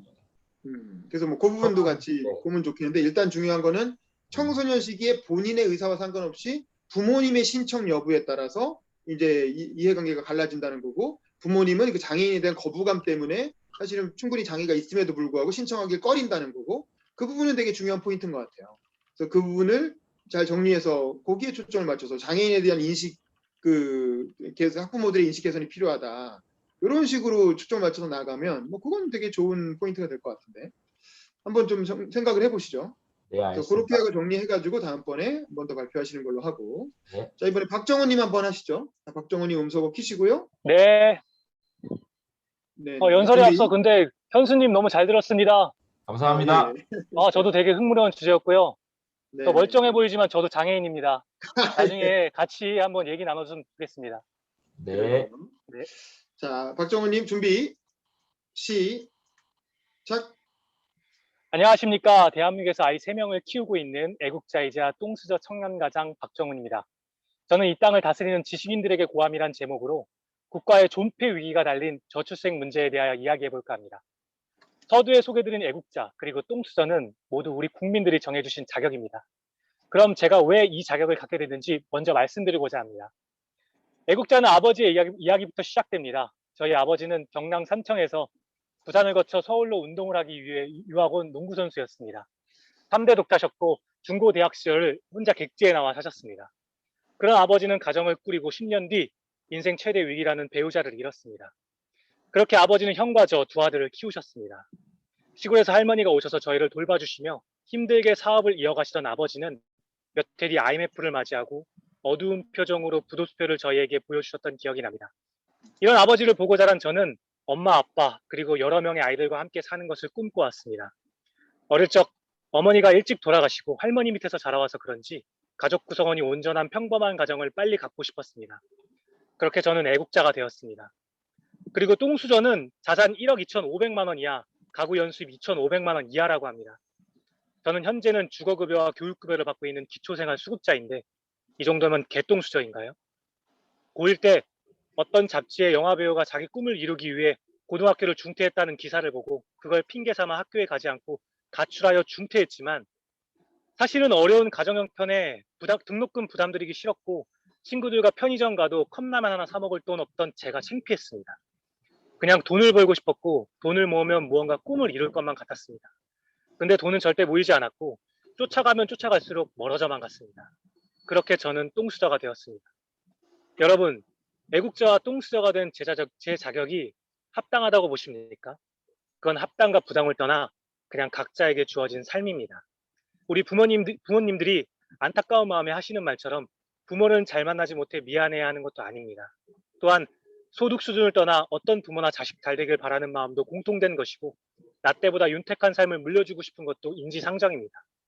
하지만 조금 더 빨리 이 사회의 사각지대를 돌볼 수 있는 사회 안전망이 정착되었다면 똥수저의 자격은 배제한 채 많은 애국자가 이 사회의 구성원으로 자리 잡지 않았을까 생각해 봅니다. 자, 본론으로 돌아가 제가 말씀드리고자 하는 본질은 국민이 없으면 국가도 없고 민주주의도 없다는 것입니다. 저출생으로 인한 국가 존폐의 위기 속에 4차 산업 시기를 맞이하는 향후 10년을 준비해야 하는 골든타임임 지금 새아이의 아버지로서 한 말씀 올립니다. 정부와 국회는 전국민 재난지원금도 중요하지만 천조가 넘는 국가부채의 부담감을 덜어내기 위한 계획을 미래 세대가 쉽게 이해할 수 있도록 여야 모두 구체적으로 세워주십시오. GDP의 5%는 오로지 출산 정책을 위한 예산에 책정해 주십시오. 기본소득보다 현행 공무원 가족수당처럼 유럽에서 시행 중인 가족수당 제도를 도입하여 출산을 장려하고 비용이 전혀 들지 않은 국공립 어린이집을 확충하여 주십시오. 초등학생의 학교 시간 이후인 2시부터 7시 사이의 돌봄 공백을 지역 학원과 연계한 다양한 방과 후 학교 지원으로 사교육비 지출 완화 및 여성의 경력 단절 없이 맘 편히 일할 수 있는 환경이 조성될 수 있도록 지원하여 주십시오. 신혼부부의 주거 안정을 위해 대란위 주택 공급의 공백 기간 동안 서울과 수도권에 있는 양질의 주거용 오피스텔과 다세대 주택 매입량을 보다 획기적으로 늘려 매입 임대주택을 공급하여 주십시오. 또한 수도권의 뉴타운과 4, 5, 6기 신도시를 발표하여 패닉바잉을 잠재워 주시고 90% 양질의 중소형 임대주택과 토지 임대부 분양주택으로 이생진망으로 좌절했던 서민과 지옥고 청년들에게 소망을 불어넣어 주십시오. 부가적인 출산 촉진 정책으로 새 시장 낳는 저소득 다자녀 가정에게 20년 뒤 지원하는 대학 등록금 전액 지원보다 상여충이 주로 입학하는 국제학교에 전액 장학금 지원으로 교육의 계층 사다를 놔주시고 개천에서 욕 나오는 시스템을 만들어 주십시오. 그 아이들이 하버드와 MIT 같은 명문대에 진학하여 이 사회의 공정의 결과물이 되어 대한민국의 경제산업 발전에 이바지할 수 있는 사람을 위해 투자해 주십시오. 이 모든 정책 실현을 하기 위해 막대한 재원 마련과 대한민국의 경제민주화를 위해 반대급부의 입장에 계신 분들께 간곡히 부탁드립니다. 택지 소유 상한법, 토지 초과 이스택법, 개발이익 환수법, 종합부동산세법, 바로 토지공 개념으로 불로소득을 환수하여야 막대한 재원을 마련할 수 있습니다. 국회 보고서에 따르면 우리나라에서 발생하는 불로소득이 무려 연간 353조 원입니다. GDP 대비 5분의 1 수준의 막대한 자산소득이 생깁니다. 지금은 노태우 정부 시절에 처음 도입했던 토지공개면 3법이 위헌이 돼도 안정적인 고성장 시대가 아닙니다. 저성장 불평등 시대이고 4차 산업시대를 앞두고 고성장의 발편을 준비해야 되는 시기가 분명합니다. 여러분, 민주주의는 공정한 국민의 합의에 의해 발전합니다. 그것이 법치입니다. 국민의 대부분이 지뢰에 의한 불로소득 과세에 찬성할 것입니다. 저 역시도 동의합니다. 하지만 반대의 권리도 존중해야 합니다. 다수의 편이면 정의라는 관념에 치우쳐 소수에게 위협감과 압박감을 주어서는 절대 안 됩니다. 그건 다수의 견해에 의한 전체주의여 독재로 느껴질 수 있습니다. 가산소득 자체가 나쁜 것은 아니지 않습니까? 1가구 2주택의 경우 지역에 따라 근로소득이 줄어들어 자산으로 소득을 대체하여 생활하시는 분들은 그 이해관계를 감안하여 주시고 지나친 이익에 의해 그 이상의 목적을 두고 있으시다면 불로소득 환수에 협조하여 주십시오. 벤츠 타면서 자동차세, 보험료, 건강보험료가 부담된다면 소나타로 갈아타셔야 됩니다. 이상 저는 저출생 의제를 빌어 청년 김대 중에 5가지 한 중 제게도 가슴 깊이 서려 있는 부익부 빈익빈의 경제현실의 한을 풀고자 합니다. 그 한을 풀기 위해서는 장춘당 공원의 군중이 변화를 열망했듯 최근 야당의 청년 당대표의 말처럼 다른 생각과 공존할 수 있는 여러분의 용기 있는 결단이 필요합니다.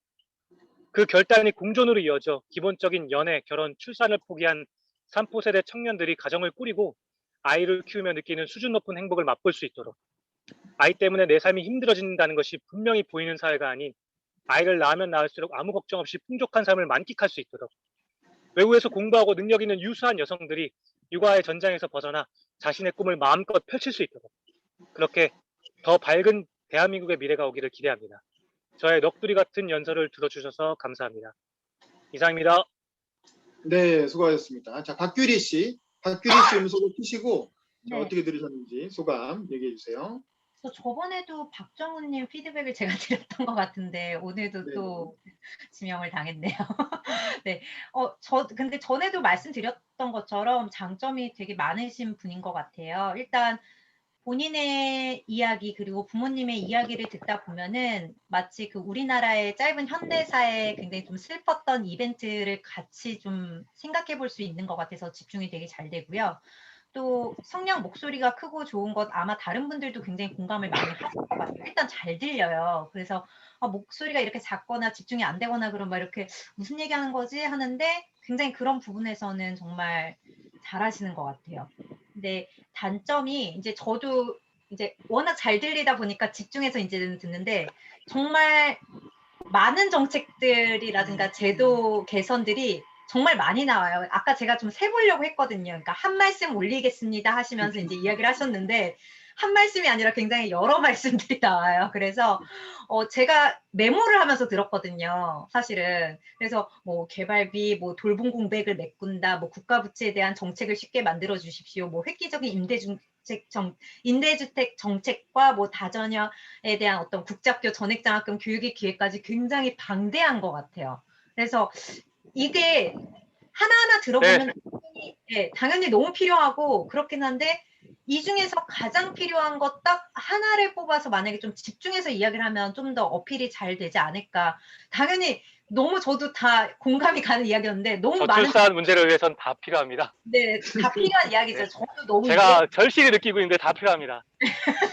근데 이제 듣는 사람들 같은 경우에는 이제 저처럼 아직 이제 다자녀를 못 가진 분들도 사실은 있을 수 있거든요. 그럼 완벽하게 공감이 되기가 좀 쉽지 않을 수도 있어요. 그래서 물론 1자녀만 가지고 있어도 공감이 될 것인데.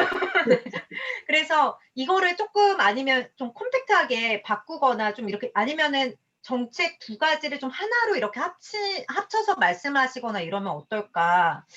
왜냐면 굉장히 많기 때문에 좀 느낌이 다 필요한데 좀 방대하다 이런 느낌에서 어떻게 해야 될지 내가 이거를 듣고 어떤 변화를 일으켜야 될지 공감은 되면서도 마지막에 내가 그래서 무엇을 해야 되는 건지에 대한 그 방향이 명확하게 안 생겼던 것 같아요. 그러니까 다 공감은 되는데 마지막에 그래서 내가 무엇을 해야 될까 이런 부분이 딱 명확하게 청중에게 와닿으면 더 좋을 것 같습니다.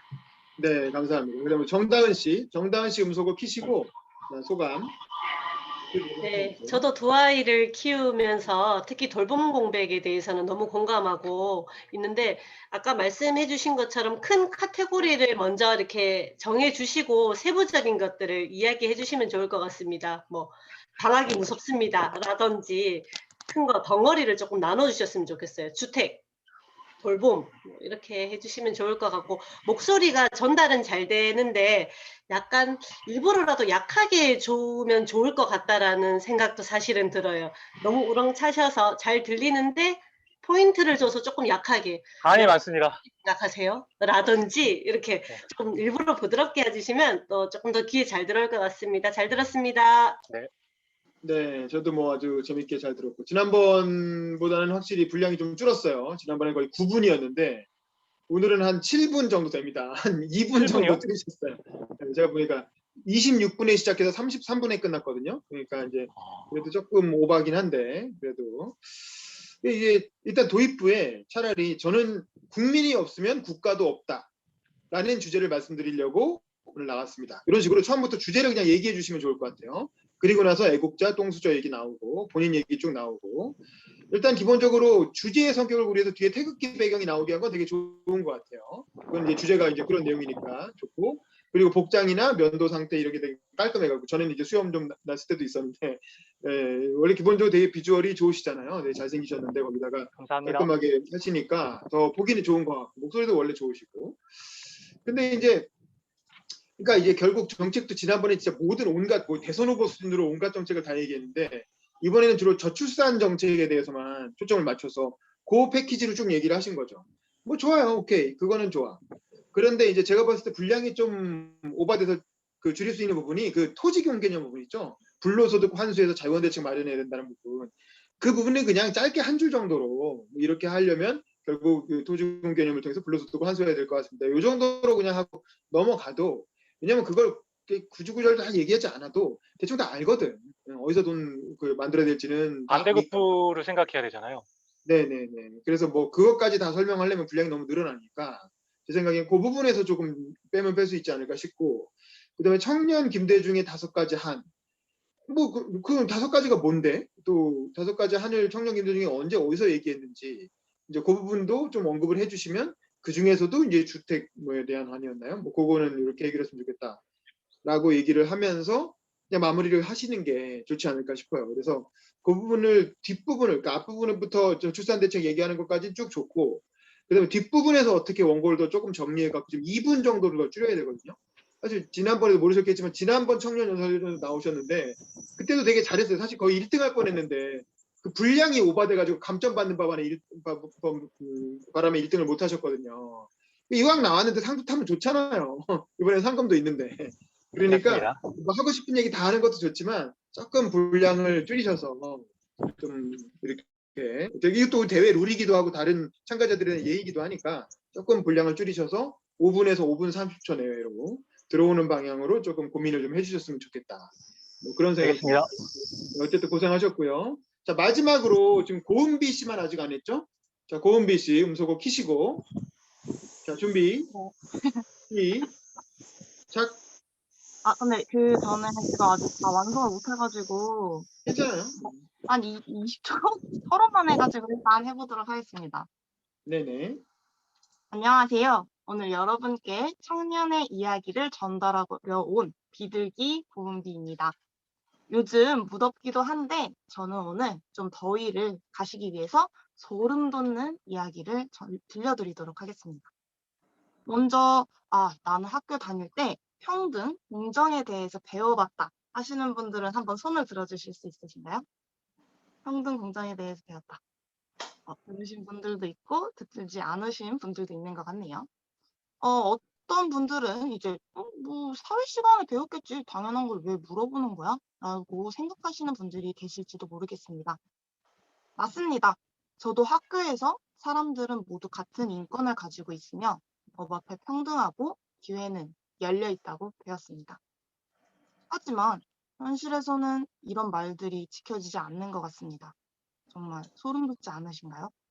여기까지 일단 써보았는데 이게 제가 청년이 생각하는 공정에 대해서 좀 써보겠다고 했는데 그 뒤에가 잘 안 써지더라고요. 그래서 다시 생각해 보았는데 제가 뭐 이야기하고 싶었던 내용은 이제 청자가 좀 정치인 분들로 설정이 되어 있었던 것 같더라고요. 근데 이렇게 좀 끌어가려고 하니까 공정에 대해서 이야기하려고 하니까 좀 안 되는 것 같아서 다음 청사기 내일이지만 청년 세대가 바라는 정치인 이걸로 좀 주제를 바꿔서 좀 내일 더 좋은 글 전달드리도록 하겠습니다.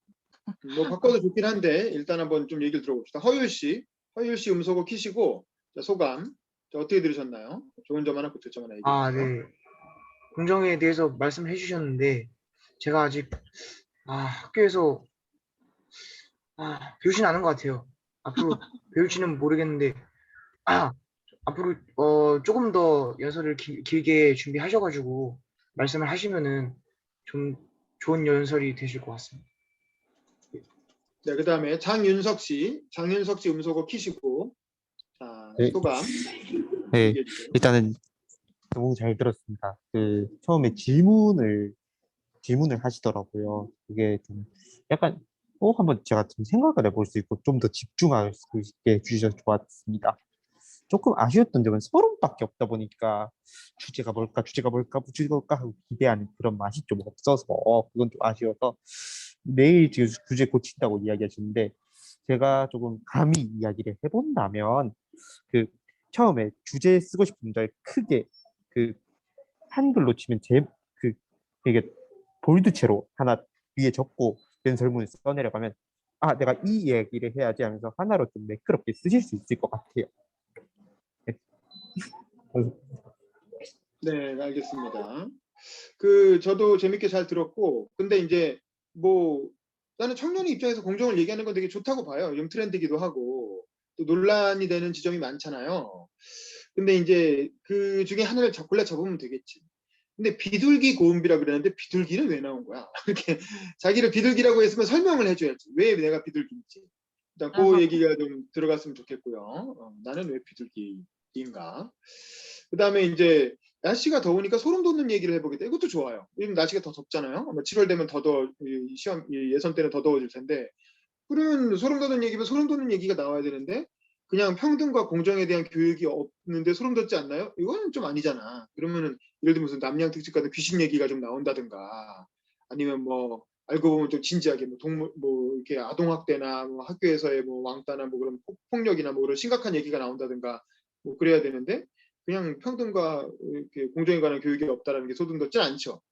근데 이제 이거를 근데 그러면 평등론이나 교육론 같은 수업이 있어야 된다는 건지 아니면 뭐 저도 생각해 보는데 우리가 어렸을 때 도덕 뭐 국민윤리 뭐 이런 과목이 있긴 있단 말이에요. 거기서 뭐 이론적으로는 배웠을 수도 있겠죠. 잘 기억은 안 나지만 뭐 그러면 된다는 건지 아니면 교육 과정에서 선생님들의 행태나 뭐 학생들의 어떤 그런 생활 속에 평등과 공정이 자연스럽게 스며들어야 되는데 뭐 그렇지 못하다는 건지 그런 거에 대한 포인트를 좀 잡아야 될 것 같고 아예 주제를 바꿔서 뭐 청년 정치 뭐 이런 거에 관한 주제를 한다면 뭐 그렇다 하더라도 뭐 어쨌든 그런 맥락이 들어가야 되겠죠. 요즘 이슈가 평등, 뭐 공정 뭐 이런 거니까 아니면 평등과 공정에 관한 얘기를 할 거면 지금 사실 이게 평등과 공정이 약간 대립되는 느낌이 있거든요. 지금 현재 이 상황에서. 왜냐하면 이준석이 공정 담론을 얘기하면서 공정은 뭔가 국민의힘의 이슈고 평등은 뭔가 민주당의 이슈인 것 같은 느낌이 들거든요.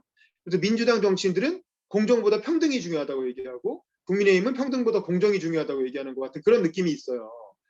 그게 아닌데 원래는 당연히 아닌데 이제 뭐 그런 지점에 대해서 포인트를 잡아서 평등과 공정이 그렇게 대립되는 것 같으냐 우리가 이 평등과 공정을 둘 다 추구해야 되는 거 아니냐 뭐 이렇게 치고 나갈 수도 있겠죠 뭐 등등 그러니까 뭐 고은비 씨는 연설 잘하시는 분인 건 제가 잘 알고 있습니다 그러니까 주제만 잘 잡으시면 굉장히 좋은 연설을 하실 거라고 생각을 해요 그래서 뭐 주제를 완전히 바꿔도 좋고 이걸 좀 디벨롭해도 좋은데 어쨌든 정리해가지고 다음번 첨삭 때는 내용을 좀 만들어 오셨으면 좋겠네요.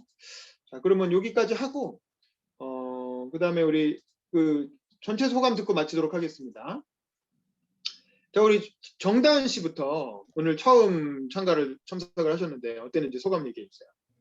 네, 저는 오늘 처음 참가하기도 하고 이런 연설 대회도 처음인데 지금 하시는 거 보면서 그리고 피드백 하시는 거 보면서 계속 내 연설문은 이렇게 방향을 잡아야겠다 하고 이렇게 얻어가는 게 더 많아요. 그래서 감사하고 자주 다 참석하도록 노력하겠습니다. 감사합니다. 네, 알겠습니다. 다음 허율 씨 음소거 키시고 소감 얘기해 주세요. 아, 네, 이거 제가 아직 다 그 원본을 쓰지는 못했지만 할 때마다 좀 새로운 거를 좀 더 알아가게 되는 것 같고 좀 더 어떻게 앞으로 써나가야 되는지도 방향성을 좀 더 찾아갈 수 있어가지고 너무 좋았습니다. 다음번에는 완벽하게 써가지고 좋은 연설을 할 수 있도록 해보겠습니다. 감사합니다. 네네. 그다음 박규리 씨 음소거 키시고 소감 얘기해 주세요. 네, 연설이라는 게 자기 이야기에서 시작해서 우리 모두의 이야기로 확장되는 과정이라고 그때 말씀하셨는데 들을 때마다 참 안전 문제, 국민연금, 그리고 장애인에 대한 인식 개선, 그리고 미혼모 대책까지, 그리고 청년의 이야기, 어느 하나 우리의 이야기가 아닌 것이 없는 것 같아요. 이렇게 모여서 듣다 보면은. 그래서 이런 간접 경험을 하게 되는 게 굉장히 좋은 것 같습니다. 오늘도 많이 배워갑니다. 감사합니다. 네, 임진규님 음소거 키시고 소감 얘기해 주세요. 아, 예, 저도 저의 그 부족한 부분을 또 알게 돼가지고 그걸 이제 반영해서 고치고 다음에는 더 좋은 대본 쓰겠습니다. 네, 감사합니다. 장윤성님도 음소거 키시고 소감 얘기해 주세요. 네, 오늘 첫 참여인데 좀 많이 배워가는 것 같습니다. 네, 그래가지고 여러분들이 다 너무 잘하신다고 말씀드리고 싶습니다. 다들 화이팅! 네, 네, 우리 오종원님도 음소거 키시고 소감 얘기해 주세요. 오종원님? 아, 예, 네, 소감. 저도 이렇게 좋은 이렇게 첨삭을 받을 수 있는 기회를 가지게 돼서 좋고 이렇게 다양한 얘기들을 들을 수 있고 해서 토요일 아침이 아주 의미가 있는 것 같습니다. 이상입니다. 네, 그다음에 변종현님도 음소거 키시고 소감 얘기해 주세요. 네, 진짜 이번 연설문을 연설회 준비하면서 진짜 고치면 고칠수록 더 나아가는지 안 나아가는지 잘 몰랐었는데 이렇게 피드백 받아서 방향성이 제시되니까 뭔가 좀 더 낮게 만질 것 같다는 이제 좀 희망이 보이네요. 네, 더 노력하겠습니다. 감사합니다. 네, 알겠습니다. 그다음에 우리 박정우님도 음소거 잠깐 키시고 소감 얘기해 주세요. 네, 너무나도 행복하고 즐거운 시간이었습니다. 그냥 저 이외에 저와 다른 세대의 이야기만 듣는 것만으로도 정말 유익한 시간이었던 것 같습니다. 감사합니다. 네, 감사합니다. 우리 고은비 씨도 음소거 잠깐 키시고 소감 얘기해 주세요. 네, 그런데 연설 항상 참가하는 이유가 다른 분들의 이런 보석 같은 이야기를 들을 수 있어서 참가를 했는데 오늘 첨삭에서도 제가 놓치고 있던 사회 문제나 그런 부분들에 대해서 알 수 있어서 정말 좋은 시간이었습니다. 감사합니다. 네, 감사합니다. 우리 단체 사진 찍고 마무리할 건데요. 잠깐만 비디오 켜주세요. 비디오 잠깐 켜서 나오게 해주시고, 자, 오종원님, 장윤성님, 변종현님도 가능하시면 잠깐만 비디오 켜주세요. 자, 장윤성님, 오종원님 가능하시면 잠깐만 비디오 켜주시고, 안 되면 뭐 장윤성님, 변종현님, 안 되면 그냥 찍겠습니다. 자, 화면 보시고 하나, 둘, 셋.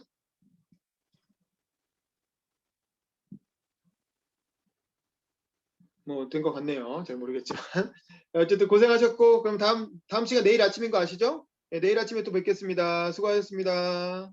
주말 잘 바이. 보내세요. 네, 감사합니다. 네, 수고하셨습니다. 네.